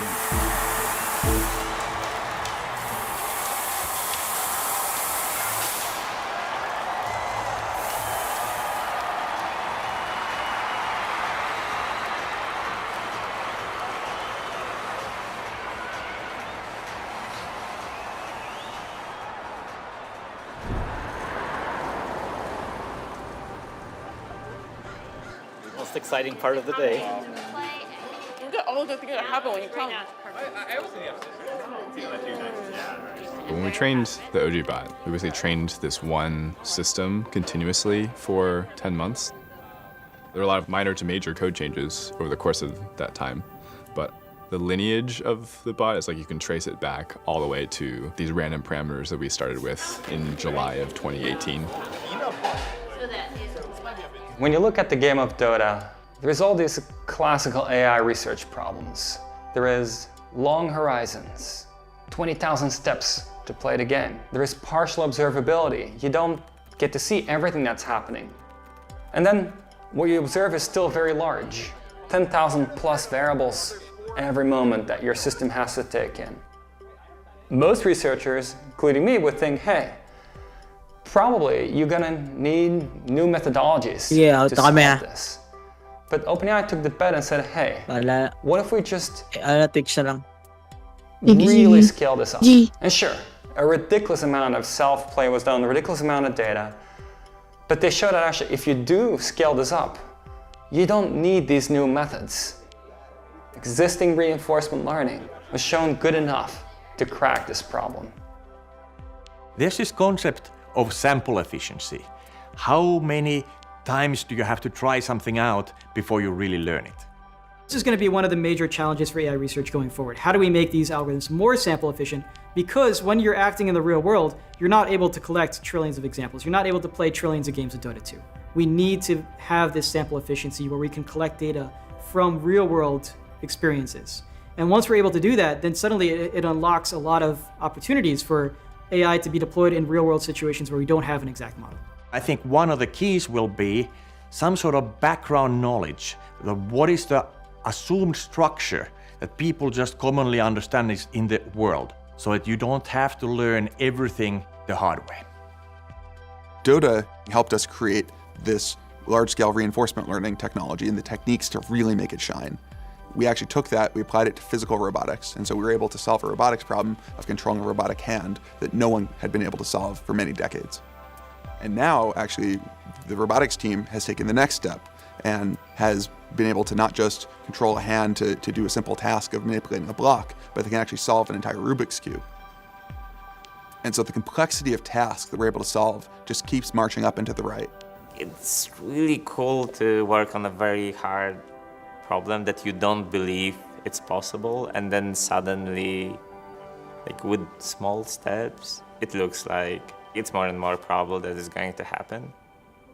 And it's suddenly achievable, and then because it's achievable, it's no longer interesting. So personally, I am just waiting for the next project because obviously this one is easy, we've done it, like who cares? I just want to have next impossible task. And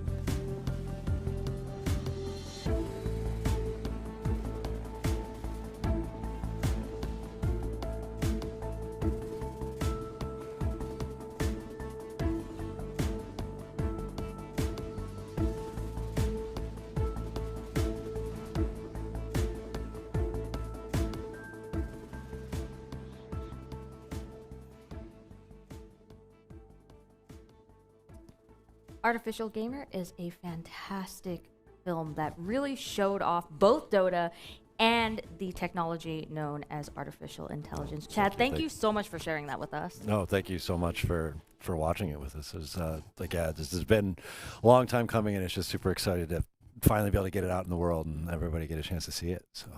Yeah. Now, Chad, I think one of the interesting things about the film was that you have a kind of a weird challenge, right? You have to be able to give a human element to what is artificial intelligence, right? Mm-hmm. And part of that is being able to, like, what was that process like for you as a director?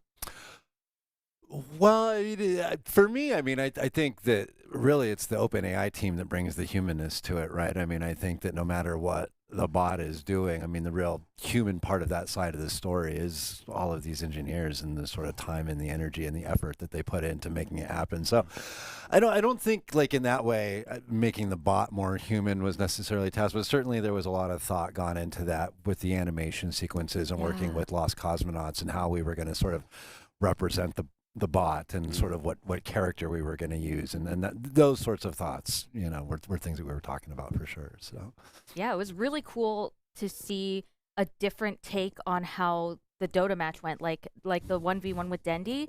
The way that that was animated, it really brought, like, it was truly cinematic. It felt less like a Dota game and more like I was watching a movie, and that was fantastic work. Well, thank you. And I have to have to give a lot of credit where it's due, and Lost Cosmonauts and Anatoly Chausa did those sequences. That the 1v1 sequence in particular is Anatoly, and again, they're fans of the game, they're players. For me, it was sort of like I would have this idea of what I thought was cool, and then they plussed it. They came in and as fans of the game, as they were able to sort of add those touches that I think that a lot of people pick up on. Beautiful. Yeah, I think one of the things I found interesting, Chad, what's your favorite hero in Dota? Was it your decision to make it the Axe? Is that your favorite hero? Or well, it's in reverse. Yes, Axe is my favorite hero, just because he has become the face of the bot, and I cannot play Dota, so that's all I can base it on. But yeah, Axe was a conscious decision, and the Lost Cosmonauts, who did those sequences with the bot learning, they actually initially were really advocating for Clockwork. They really felt like Clockwork would be an obvious choice. I felt like we needed to have a character that was from the OpenAI draft pool. It just made sense to me that it needed to be one of the characters that the bot actually played. Right. But I was also, that's the moment. I mean, coming back to your earlier question, that's the one moment where we really do try to sort of anthropomorphize the bot and really try to give it like a human quality. And so for me, I wanted a humanoid character to be that role. I wanted to see facial expressions. I wanted to see sort of happiness and confusion and all those things. And so looking at the pool that OpenAI was playing with Axe just became like the natural choice. So. It was really funny just to watch Axe kind of like run into the rocks, run into the terrain, like lean his head against the light. That was really cool. It really, for someone that isn't data minded like myself, it definitely put a lot of perspective into how the bot itself was learning. So thank you for that. It's just really cool to see. Now, Chad, is there any behind-the-scenes stories that you can share? I mean, you got a chance to be able to re-interview OG after they had lost that show match a little bit afterwards. Is there anything that interesting that they had to say? Well, one of the things that Notel had said that we weren't able to fit it into the film, but I loved his initial analogy of playing the bot. He described it as a situation of like an elephant fighting a pack of baby lions, and this idea that like the human player as an elephant, you sort of have this confidence that like you're going to grow and you're going to get a bit stronger and eventually you're going to be able to take these opponents. But this pack of baby lions is just so tenacious and so fast that they kind of take you down before you're able to get to that point. The other thing that was fun about that moment, honestly, is obviously Seb and Notel had spent a lot of time thinking about it before that moment, but I don't think either of them had really gone back to the game in a little while. And so that moment when they're watching, like, that was like legitimately like they were both kind of headed like, oh, I can't believe we're so that was a lot of fun. Honestly, that analogy speaks to me quite a bit because when I played against it, I felt like a baby elephant against a full-grown pack of lions. So yeah, that makes sense to me. That was definitely one of my questions for you. Like, how did it feel to play and get completely demolished? Terrible. It felt terrible. I was looking at OG and they're smiling and laughing afterwards. I was like, I didn't feel that way afterwards. I was embarrassed. Well, OpenAI proved that they are a worthy contender. So a loss to them is not it's not like it's a small thing. True. It's just like a lot of people lost to it, and it's a very advanced technology. But we actually have some extra footage for you all, thanks to Chad providing us with this. Cap, tell us about the secret. That's right. It is a secret. In fact, it's team secret. They are the first team who managed to play up against OpenAI, and we've got a little bit of a sneak peek in that.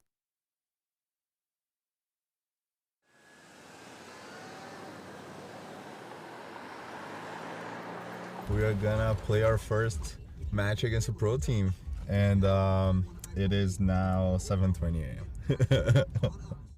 We had the manager from Team Secret reach out to us. They were actually boot camping for TI nearby, so we were able to actually drive to where they were boot camping and kind of talk with them a little bit, have them play against our bot.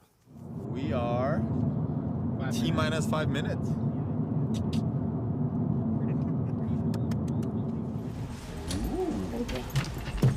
Damn, this is cool. I think coming in to the Team Secret batch, we were excited, but I don't think any of us would have put us at a higher than 50% chance of winning. Going into it, I think the real question that I had and probably everybody else had was how long does it take for a professional team to adjust to the weirdness of the AI? You know, does that take 1 game or does it take 3 games? Because if it takes 3 games, we're pretty much set. Team Secret, in my opinion, is top 2 team in the world. They just won the most recent event that I worked, ESL Katowice in Poland. They dropped 1 game in the entire tournament. Not 1 series, 1 game. So we have a full of 18 heroes, right? And the 5 couriers, right? That is 5 couriers. We saw that too. The Oh, couriers we are still- invulnerable, right? Yeah, invulnerable and blind. Yeah. I think our chances of winning should be pretty high. If the whole pool would be open, I would say that we have a 100% win rate. But since they have their own meta with these 18 heroes, perhaps I don't know that much how they've invented their own strategies in that way. So I would say like a good, maybe 3 out of 4, if chances are given.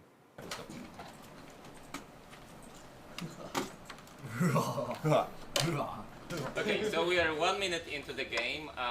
No kills, surprisingly. I did not see that coming. I'm coming mid actually. I'm running in.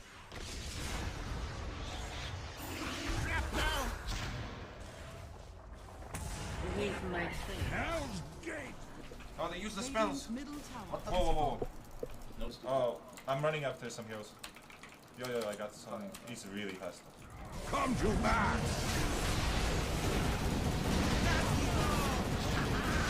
You and what army? Not good timing, guys. Again. Unstoppable double kill. Almost. I think this one's looking rough, fellas. Alright, whatever. Good game. That's a fucking... We just won game 1. The first game went about the same as the benchmark first game, where I think it was over in maybe like 20 minutes. I think they could see what was kind of happening, but by the time they realized what they should be doing, it was a little bit late in the game. I think they play a different play style, like completely. They know all their spells can hit from like this far away. The second the distance comes close, they just all snap and do the right move in order to kill the hero, so it becomes very fast. It seemed like 5 had done great, but on the other hand, Secret was saying that like, yeah, we were just playing around. And I think we honestly weren't really sure, and we were really excited to put it to the trial by fire and see in the second match who was right there. So this is the second game. The drafting is a bit different. Hey, remember, we have our own couriers. You don't need to stack up on tangos. You really don't need it. During the first 15 minutes, we weren't exactly sure. There were a few situations where it looked like 5 may win. Dire's middle tower is under attack. Daddy! I don't want to solve this. He might turn back. Yeah, he's turning back. Go. There's a glitch here. I don't think we can fight them. Oh, yeah, right. Keep He's, bottom. Running out of mana. They want your ass. Pushing into a tower, push bottom. 2 or 3 are defending in the trees. They're hiding in the trees. Where they're at. So this is one of our weakest points, by the way. Great start. Oh my god, that is so good by the humans. In Dota, you have trees. Trees block vision for units. You can hide in trees, and it turned out that the bot just simply forgets that you were there. Once we played and got to understand how they actually play, we just had We cheesed them. We cheesed them. We hid in trees and split pushed them by cutting creep waves. 4 heroes, but I'm here too. I'm running. TP. Let's keep waving the creeps. Yeah. Which shot they're gonna do. Mana bots on the way. You have one more. Let's plan the wave clear and split push. Sometimes in games you have those changing moments where you can essentially tell, oh, this is where they lost the game. Get the lich, guys. Don't let him frost ultimate. CM's going ham, man. Yeah. Dire's Ancient is under attack. Oh shit, I don't see him. Sentry! Oh, he did. Well, that's that. After the second game, they said there was almost no point in playing the third game because they knew that, the AI wasn't learning between games and they could just repeat what they had done in the second game. We had them try it anyway. And we were completely crushed. There's like two things that are like really world class. One is like when they decide to ball up, I think they do it with confidence, knowing that they're not gonna lose the ball. They calculate their spells really well. One misstep will cost your life. Yes. Whereas a human be like, oh, I didn't see that guy. They see. They see. Yeah. They see everything. It was kind of the first glimpse that we got against a real pro team, and being able to see that gap between, the contract teams we'd been playing, the caster team we'd been playing, and a pro team is just so massive. I think that it kind of started the clock on we have a limited amount of time until TI, and we really have to get it together because, we're playing against professional players. An awesome clip that we got to see that brought Cap through the full range of emotions. At first, when Team Secret lost the first game, he was like, "Yes, I feel so much better." And then the commentary came in where they said, "Yeah, it's totally different from playing Team Secret versus playing the caster team." And then Cap looked down at the ground and shed a tear. Cap, how does it feel to know that Team Secret also dropped a game? That whole backstage footage was like excellent. I was feeling good. I was like, all right, Secret got trashed just like we did, and like, oh look, they learned the same things. Like playing off of the vision, the hidden knowledges they were talking about in the documentary. And then Brooke had to chime in and say that there was a massive difference, which she's not wrong.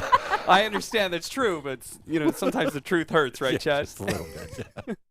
Oh gosh, Chad, did you feel like that same kind of emotion when you? Did you feel like the same emotion that OpenAI felt when they were talking about their bots losing versus their bots winning? Like, do you feel like you can empathize with that emotion? Oh, absolutely, absolutely. I think that part of making any film is that you want to live in the sort of world of your subjects, right? And that requires a lot of empathy, I think. And so, yeah, no, I was right there with them the entire time. I mean, sometimes even like you already know the outcome and you still get caught up in the moment, and you're still like very excited about it. So I could feel the emotion of the OpenAI team as they went through all of the matches. Well, we're actually very lucky because we have two sets of Team OpenAI here with us to do some Q&A. So let's bring on the first team. Hey, Greg. Hey. Oh, hey, and it's Brooke as well. Hi, Brooke. Brooke, did you hear what he said? I did. Sorry about that, Cap. It's okay, Brooke. I appreciated your honesty. It's very true. Thanks for coming on and answering some questions for us. Yeah. Yeah, we're glad to be here.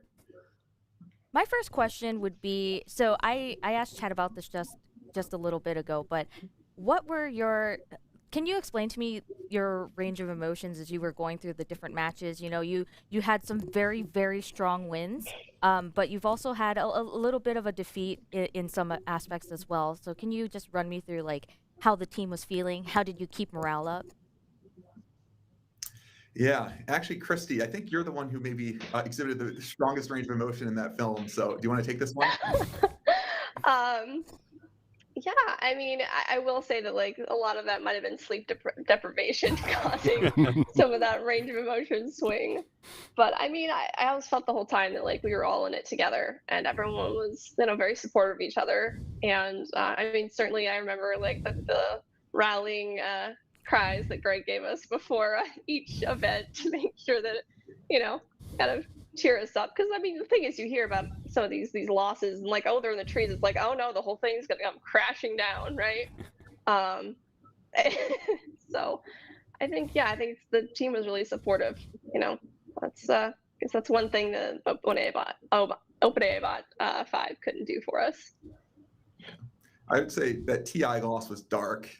Like it just wasn't clear.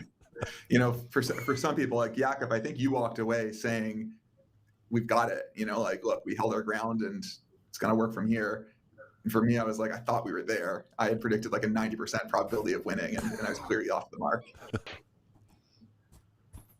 Well, to put that to the test, Greg, the team camaraderie that you guys have, I remember that moment where you said, we'll see you next year, 5. all OpenAI 5 ready to go. And you kind of threw down the gauntlet, and in the documentary it's revealed that your team didn't actually expect you to say that. What behooved you to make that move? Was it just showmanship or what? And I actually want to get Jakob's feedback as well, because I could literally see him in the documentary. You say that and he's standing right next to you, and I could see just almost a bit of I'm not sure what it was, confusion, nervousness. I'm not sure.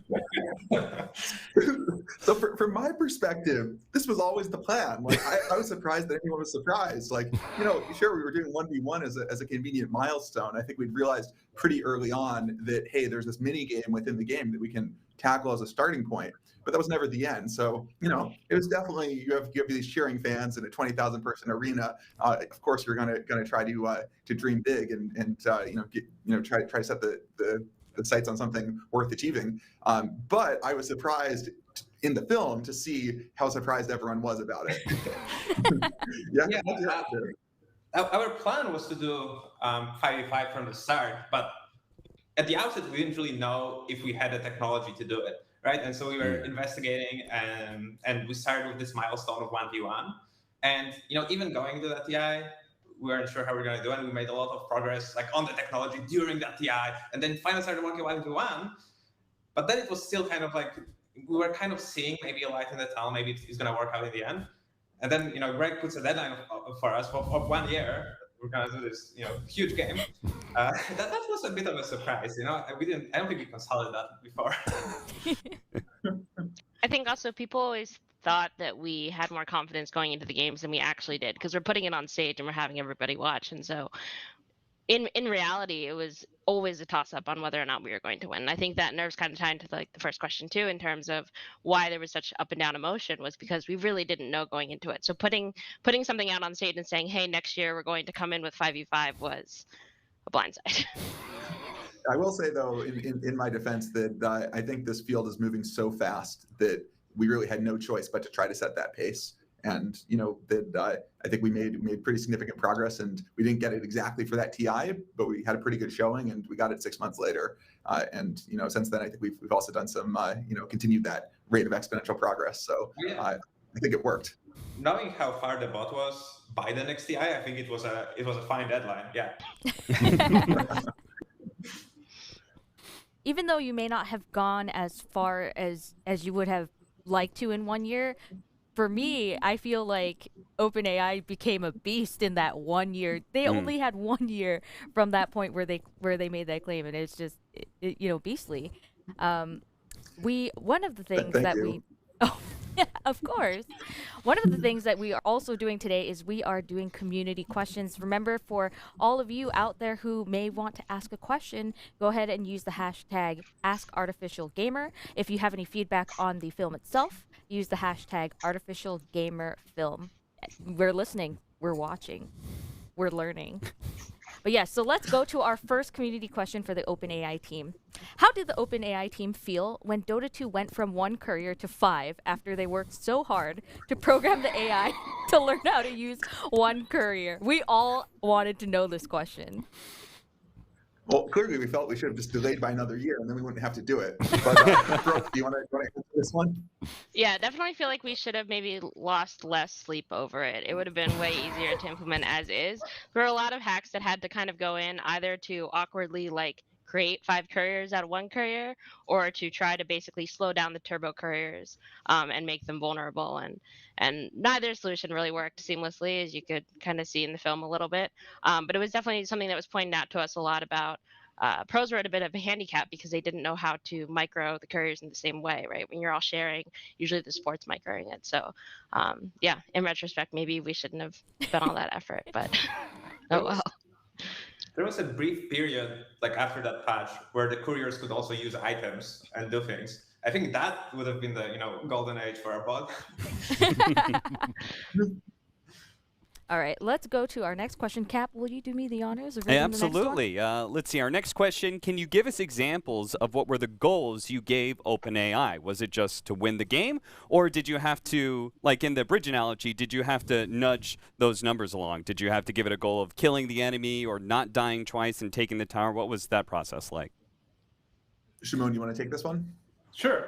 Yeah, so So, Dota in general is considered a game that is slightly hard to get into. And for me personally, it took me about 1,000 hours before I even could follow along. However, you need to appreciate the effort that developers have put in to make it obvious what are the right choices, right? So, for example, if you get a last hit, you see there is some gold, you hear the sound, and you kind of feel like you did something good here. Now, our bot only sees numbers. They do not see the animation, they do not hear the sound. So we needed to provide that incentive more explicitly. And we did it by a concept of something called reward function. So what we did is we told it like, hey, if you get a last hit, that's good. If you get a kill, that's even better. And if you take an enemy building, that's phenomenal. And that was useful. That actually helped us. That actually helped the bot train. Obviously, we were curious what would happen if we only use the win reward. What if we only ask the bot to just win the game? And we tried that for 1v1, and that kind of worked. That bot definitely saw that getting last hits is good. It definitely displayed some out-of-the-box strategies. But at the end of the day, it was learning slower. And at the end of the day, it only reached the semi-pro level rather than the level of our best bots. And that points to a big open challenge in the domain of reinforcement learning, which we call exploration, which is how do we move past that like massive trial and error? How do we make the process of discovery more deliberate? That's so cool that you can Just to add to that, Shimon. Oh, Oh, sorry. sorry. Go ahead. I Sorry. just add, well, yeah, really quick. I remember, Shimon, we were talking before when you were trying to like talk about like, oh, the bots aren't going to Roshan. Like, how do we make this work? And you were saying how you had to get them little breadcrumbs like for reward shaping to get them to go there. I remember you were playing around with that a lot, and eventually they got it. But it took like leaving the goals. I think you said like gave them a reward for getting close to Roshan and then getting closer and closer or something like that. So you kind of had to lead them on a little bit. And for Roshan specifically, right? Like normally the bots never like slay Roshan. So like a human would sometimes notice like, hey, there's this giant monster out there. We never managed to slay it. What's up with that? Let's try it. Let's do it, right? And then they discover Aegis, then they discover it's good. But there is no notion of curiosity like this in current version of the bot. So I would love to see that in the future. And moreover, I do think that it might turn out that it's like actually one of the obstacles on our way to like way smarter technology. Yeah. Well, like I was saying earlier, it's just so cool that you're able to teach AI to go to objectives by putting those little points down there and rewarding them for it. That's amazing. We have another question here. Would you like to do the honors, Chad? Sure. So, in the 2-year absence of OpenAI, has there been any improvements to AI training efficiency that would make the process easier or faster if you were to try it again? Jakob, I think this one's a good one for you to answer. Sure. Yeah, I mean, I assume it's like 2 years since the project, right? I mean, we haven't exactly been absent, but yeah, like the pace of progress in AI is astonishing, and I would say the most exciting result for me in these last few years would be the large language models like GPT-3, and I think their performance and what they can do is really surprising, and I think there are a lot of lessons we could take away from that if we were building a Dota bot from scratch. And I think probably the biggest one would be more focused on understanding how much model size matters and trying to sort of predict more rigorously the trade-offs between model size and how many games you play and things like that. And yeah, I think a better understanding of that alone could lead, could open the door to much stronger models, maybe with a bit more compute too. Especially, for example, like I think something we didn't really look into very much, but now we definitely would be if we wanted to play all the heroes, how important it would be to actually use a larger model. Another direction that I think sort of has gained a lot of steam in these last few years would be new ideas for exploration. And I think in particular the Mu-Zero line of work could be very interesting. It opens up a way to apply kind of the same technology that powered AlphaGo to problems with a bigger action space like Dota. That's so cool. There's just so many different and not ways to to throw go. down another gauntlet or anything, but maybe in a couple of years you'll see us come back to the Dota scene. Greg just can't stop himself. He needs to be able to throw down those gauntlets. I like that. I like that a lot. We love Dota. Like I think it's a great domain. It's so good for AI, and we really love the community. So thank you everyone who's watching. Like we really appreciate everything that you did to help us go along. On that note, Greg, a little birdie, Chad, may have told me that you guys developed a serious number of heroes that the OpenAI 5 was actually able to adapt to. Is there a number that you can give us in how many they were able to adopt and play well? We were talking about the Babel. Shimon, do you want to answer this one? Sure. Yeah. So yes, I think we experimented with I think up to half a hero pool at some point, but they never quite reached the competitive level, potentially due to shortcomings that Yak was just pointing out. I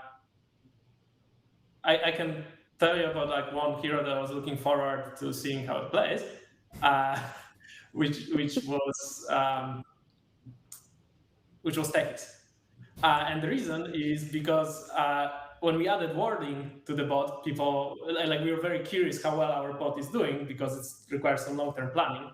But opinions were divided, and in fact, it's hard to put a metric on that. But for Techis, instead of placing words, it places mines, which require similar kind of foresight. There is a lot of time between placing a mine and explosion. But if an enemy carry randomly explodes in the middle of the jungle, that's objectively good. There is no room for discussion here. So we could actually more accurately evaluate is there some longer than thinking happening here.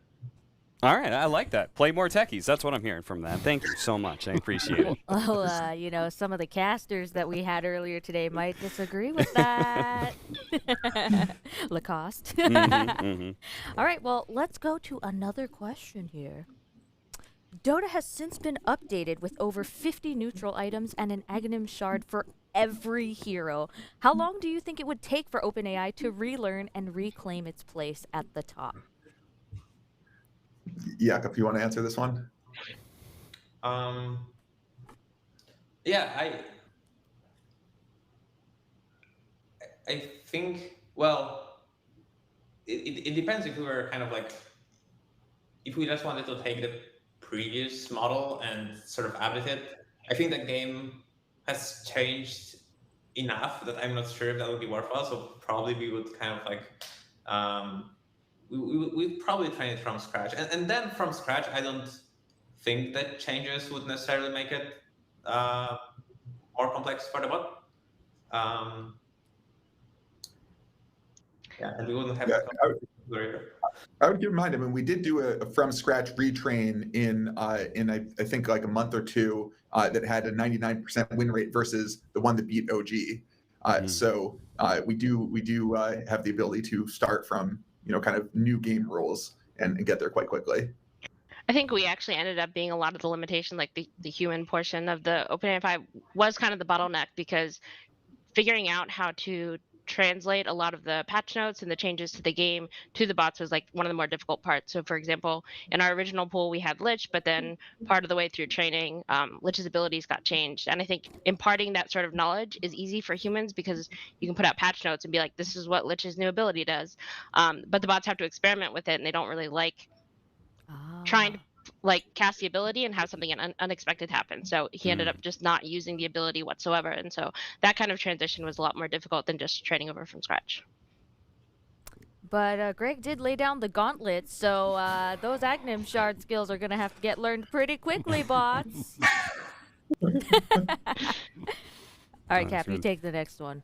All right, our one of our final questions here for our first iteration of the OpenAI is after the OpenAI 5 match versus OG, Greg announced the creation of the reasoning team to better understand OpenAI's ability to be creative and reason. Was there any interesting findings from that? Yeah, so actually, Jakob and Shimon and and my co-founder Ilya kicked off that team a couple of years ago, and there's been some pretty exciting stuff since then. And so, actually, Jakob, do you want to take this one as well? Sure.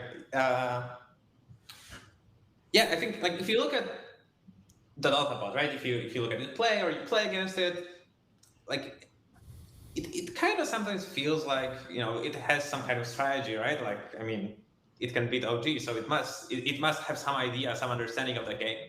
But it is hard to quantify exactly how much it understands the game and how much comes from just seeing this huge number of games, being able to try out so many different things, right? And I think this is this constant struggle in understanding these new AI technologies that they reason in a way different from us.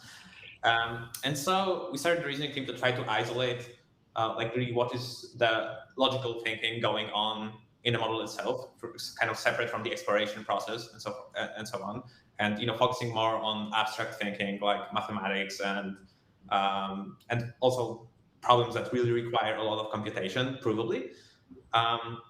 And from the outset, we are treating this as a quite long-term investigation. But yeah, I think we'll have some exciting results to share from the reasoning team in the near future. One thing that's already out there actually is some progress on formal mathematics. And so we've had other people join the team who've been pushing this work, which I think is pretty cool. And we've been doing it over the past year or so, where we've been helping to shorten mathematical formal proofs for the mathematical theorem proving community. So it's actually kind of a similar pattern in some ways to what we did in Dota, where we applied AI to a problem domain that has an active community of passionate amateurs or professionals, and are trying to figure out how to help them solve their problems better. And so at this point, you can actually find OpenAI authored proofs in these repositories of proofs where human experts have spent long amounts of time trying to formalize mathematics. Wow. And we've been able to shorten those and come up with very elegant proofs that humans weren't able to. And so we've been making that better and better. And I think that's like one sort of arc that has come out of this team. That's really cool to know that Dota's been, a small part of something like that. We've got 2 more questions coming up. Chad, you'd be able to handle one of the last questions left for an OpenAI? One more. Learning and conquering such a deeply complex game like Dota 2 is already a huge accomplishment. Where could OpenAI go from here in gaming to possibly top that? And are there any plans for OpenAI to return to gaming? Well, so I guess I already said that I still think that Dota, we made obviously, I think a really huge milestone, but I think there's still more to do. And that's, I think, the beauty of Dota is that there is always more. So I again, would be very excited to return in the future, but always through this lens of making progress, right? That I think that for us, the real goal of OpenAI is to build general intelligence. We want to build machines that are able to help humanity solve problems that are unsolvable. And you can see it in some small ways where maybe we help teach the pros or OG some techniques or some ways of thinking about Dota that they didn't before, that then helped them approach their craft in a more deep and full way. And I think that we want to do that across the spectrum. We want to help solve large-scale scientific problems that people haven't been able to tackle. Think about things like climate change that are these like massive scientific and coordination and organizational and societal challenges that we want to see if this technology can help accelerate what humans can do in all these arenas. So that's the big goal. And I think that every area where you have passionate humans who want to accomplish something hard is a place that our technology can really go and both help those humans, but also we can improve our techniques and improve the technology so that it's able to go across the spectrum. So I think that the answer is we're gonna keep going bigger and bigger and try to solve harder problems. And I think that that's what we've been doing for the past couple of years, and you should expect to see more of that from us. Seeing how far that you guys have already come like I can't, my brain can't even imagine how far your team will go in the future. But I mean, we can only expect good things. Yeah, More yeah. amazing things. Absolutely. And we've just got one more question for you guys. What was the most meaningful win you guys encountered through that? Was it actually beating OG, or was there something behind the scenes that was like a more important win to the team? Brooke, you want to take this one? Sure. I mean, I think for me personally, it was our first internal loss against the team, and I think it's because it happened so quickly. When we started out, it was just so slow to learn. Like the bots had to learn concepts like health and abilities, and moving around essentially. And so for a long time, it didn't even show any kind of signs of life. And then we had this internal event that we were going to showcase a little bit of our A team playing. And I think the week before that, we went 1-1 for the first time in playing them, and we were like, oh, this is maybe there's starting to be something there. Maybe we kind of screwed it up ourselves. And then the following week, we just got pretty crushed. It was rough, and I think that was when we sort of realized how quickly it could progress once it had a basic grip on the different controls and being able to maneuver around the game. That's cool. It's like it's like raising your child and seeing it walk, right? Is that like an accurate comparison? Yeah, I mean, for the most part, we try not to personify it too much, but there's definitely some like pride that we felt in it.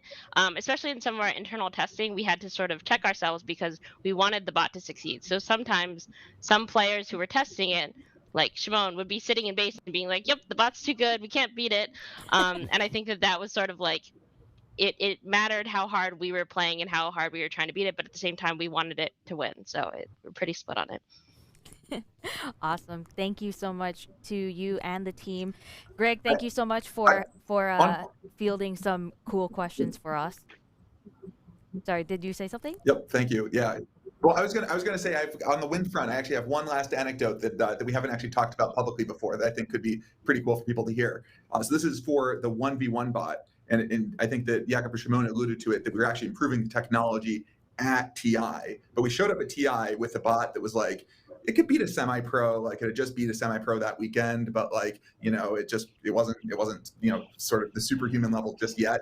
And we showed up, we played Blitz, and we played 2 pros, and we dropped a game, but we beat them. And they're like, okay, like it beat us, but like, come on, you're never going to beat the top people. And so that night, Jakob and Shimon and some of the other team just stayed up all night to try to get this bot to train again, and sort of trying to get it to learn. That we realized that we lost to Pycat because he'd realized that he's doing some tricks with the stick that just weren't in the training, so we had to add that. Next day we had a day off. We played against Slacks, I believe, and he just had great fun, but we did beat him. But so Wednesday was the big day. We were going to get Artizi and Sumail, and we were just like, all right, like these are the top 2. We are gotta have our A game. And that it was this whole crazy thing where the new bot, it turned out that it was extremely good late game, but it was really bad in the beginning. And so we sort of stitched together the 2 bots. And so Artizi shows up. We finished all this work 1 hour beforehand, and he gets crushed. He's only supposed to play 3 games and hand it over to Sumail, but he gets addicted, and he just goes, and he keeps playing. And so Sumail runs out of time, so he has to reschedule for the next day. But their coach is watching. Artizi's playing. He's like, Sumail's going to do this, like no problem. So the next day, that additional 24 hours of training was enough. And Sumail just went 0-5, I believe. And so there you go. It was just like every single day we just happened to play at exactly the right level. And that's kind of honestly part of why I was so gung ho for the 5v5, is that I realized that we really do have something special here that really can learn and get to that level. And there was a big change that we made to training right at that point, which was we increased the horizon that the model looked beyond to sort of, before it tried to optimize for sort of its position in the game, 10, 20 seconds ahead, and we increased that to like 1 or 2 minutes. And before that really hurt learning, because it's a much harder problem to like think where you'll be 2 minutes from now than 20 seconds. But we were training on way more compute than we have ever been before at that point. So we thought, why not try it? And yeah, seeing it kind of go, just like start developing these new strategies like baiting and just completely playing on a different level and beating everyone. Like that was just amazing. And yeah, we really knew we were onto something at that point. Yeah, the reason actually the new bot was bad at the beginning was because it would walk into the lane and lose half of its life to try to bait the enemy into unfavorable position. It was like really spectacular to see that, and it was very, very frustrating for our playtesters. It's okay. Cool. All right, thank OpenAI you so will much. grow and learn from all of these experiences and smash pros like Arteezy and Sumail. But anyway, thank you so much, Greg and the team for sitting down and giving us a lot of insight into OpenAI and also into the future. So our next guest that we have on our lovely Q&A panel is Peter Abiel, and he is an AI expert. That's the title that we were given. He is an AI expert, and he is also the professor and director of the Robot Learning Lab at UC Berkeley, and also an advisor to many AI and robotics startups like OpenAI. So let's bring him on. Hey, everyone. Hey. Hi, Peter. Nice headphones. How you doing? What was it like being on Artificial Gamer? Sorry, I'm not sure I get that question. Like, what was the feel? What was it like to be a part of the Dota scene? Because for you to be an AI expert and to see it applied to a video game, what were like the feelings that were going through your mind? Was it cool to see? So I think it's I think AI has been driven forward by often showcasing very big results on games because humans love playing games and they're very hard for humans to master. And I think it's it's really exciting to see this new big milestone. I mean, it was achieved a while back, and now we see the movie. But such a complicated game as Dota, I think it's amazing that it can actually play it. Cool. Well, we have a lot of questions for you as well as an AI expert. Let's bring up our first question. All right. Well, I guess I'll be taking the question then. Since we don't have any community questions just yet, be sure to throw in that hashtag Artificial Gamer Film if you guys have any questions that you want to be able to throw the way of some of our experts and our panel. Peter, I would love to know from the perspective of what happened here with OpenAI and both playing in the 1v1, also the OpenAI 5. Is there anything that the OpenAI team brought to your field? Because your field is specifically in reinforcement learning and how to speed that up. Was there anything that OpenAI like really unveiled? Yes. So when I was at OpenAI, I wasn't part of the project, but I was there at the time when the project was running. And when there was a lot of talk about this project, at least for me and many other people in the field, the thinking was to crack something like Dota that has such a long decision-making horizon. There's so much involved to play one game. Compare that to other games like chess or Go. The number of moves you make is far less, just tens of moves versus thousands of moves. And so the thinking was that something fundamentally different would have to be done compared to what had been done before in reinforcement learning. And I think the really surprising finding from the project was that if you do everything right with existing methods and are capable of scaling them up really well, it can actually work already. And I don't think many people saw that coming, that you could scale up PPO, which is the prevailing reinforcement learning method before that. PPO with LSTMs, one of the standard methods for language processing at the time. Combine those and you can actually crack Dota. I think that was really, really surprising. Now, for some of our viewers who may not know exactly some of the applications of AI, can you tell us like some of the newest applications of what we can see artificial intelligence and how it's affecting our lives? Sure. Yeah. I mean, AI is everywhere these days. I mean, you open your phone with face recognition. That's AI behind the scenes processing the image of your face and turning it into a decision that's you. Fingerprint recognition, speech recognition. It's everywhere. Now, the kind of AI that is behind Dota, the Dota bots, is not everywhere yet. It's a little bit of a different kind of AI. So the AI that we see in most of the world is based on pattern recognition, Whereas reinforcement learning is about achieving goals. You kind of task the ball and say, win the game, and it has to figure out how to do that from its own trial and error. And I would say that's still a little bit in earlier stages, and that's why these research breakthroughs are so exciting, that it's actually showing signs of life that things can be learned through trial and error to achieve goals as opposed to pure pattern recognition. But I think we'll see that in the foreseeable future. I mean, natural applications for reinforcement learning would be things like, maybe an automated piano teacher that monitors your learning and gives you feedback, or maybe for regular school that can do personalized feedback. What is the right homework for you to work on next? And so you could learn a lot faster in a personalized way. It could be in medicine, personalized treatments, that anything that plays out over time, really, where multiple decisions have to be made to achieve an outcome. That's where reinforcement learning is going to play a big role. And I think application-wise, that's not there just yet, but that's where that's headed. And robotics, of course, that's a big one. But I think you'll hear more about that in a later discussion. OpenAI has done some work there too.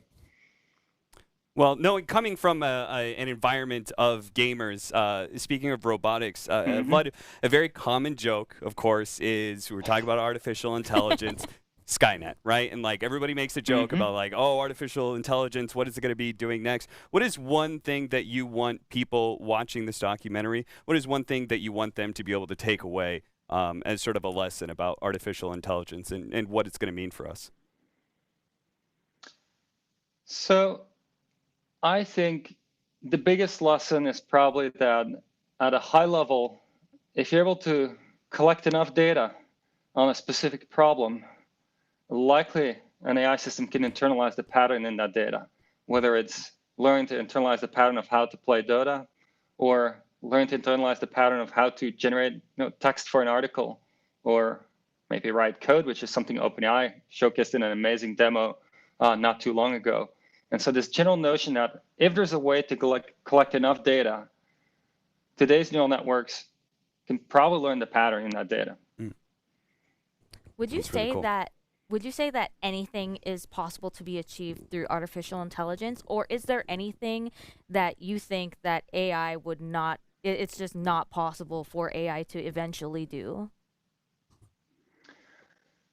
Yeah, I mean, it's always interesting. There will be people saying, okay, today's AI cannot do X, Y, or Z, but I think ultimately what your question is getting at is, is it just a matter of time, right?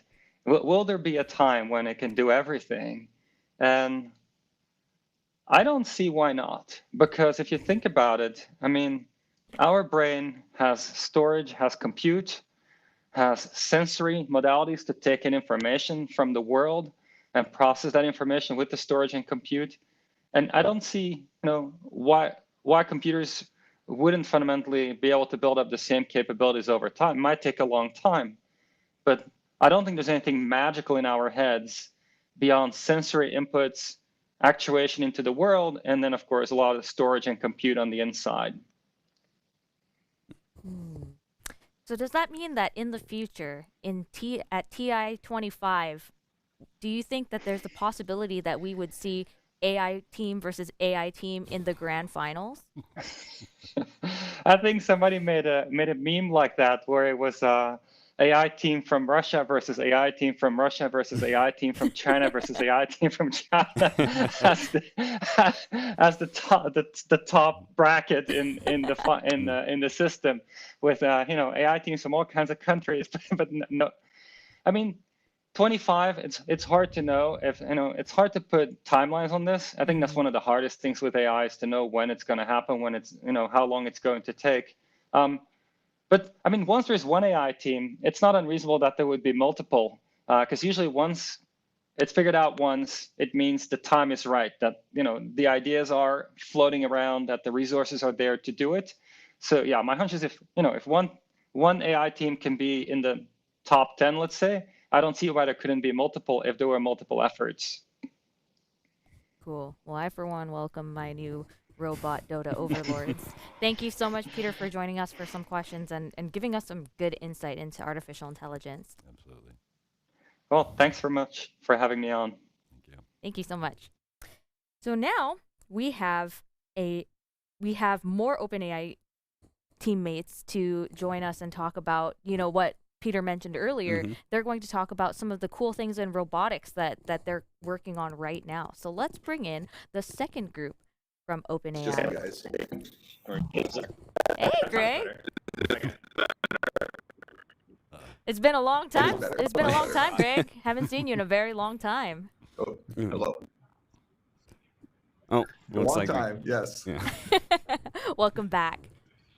All right, Greg. So this time around, we wanted to talk to you. So we just talked to Peter, and he talked about some of the future of artificial intelligence. And so we want to talk to you about the future for OpenAI specifically. Now, I've seen you guys have the robot hand that was able to solve a Rubik's Cube. Like, can you explain like what that sort of means and what else do you guys have got going on? Sure thing. David, you want to take this one? Yeah, I'll get started at least. So the robotic hand was sort of a contemporary, slightly after Dota project, and one of the big failings, the big place we want to go from Dota project is towards having more impact in the real world. I think a line you can draw through a lot of the past few projects at OpenAI since Dota has been trying to make things that are not just in a toy game, but things that really can be deployed to actually matter in the real world. And obviously, the most straightforward way to do that is to make a robot that actually interacts in the real world. And the hardest thing about the real world in the robotics project was just that we don't have a perfect simulation. So if you want to run trillions of hours of practice in a simulation, they aren't a perfect simulation in the real world. And so that caused us to learn a lot about how to make simulations that, the sort of advanced version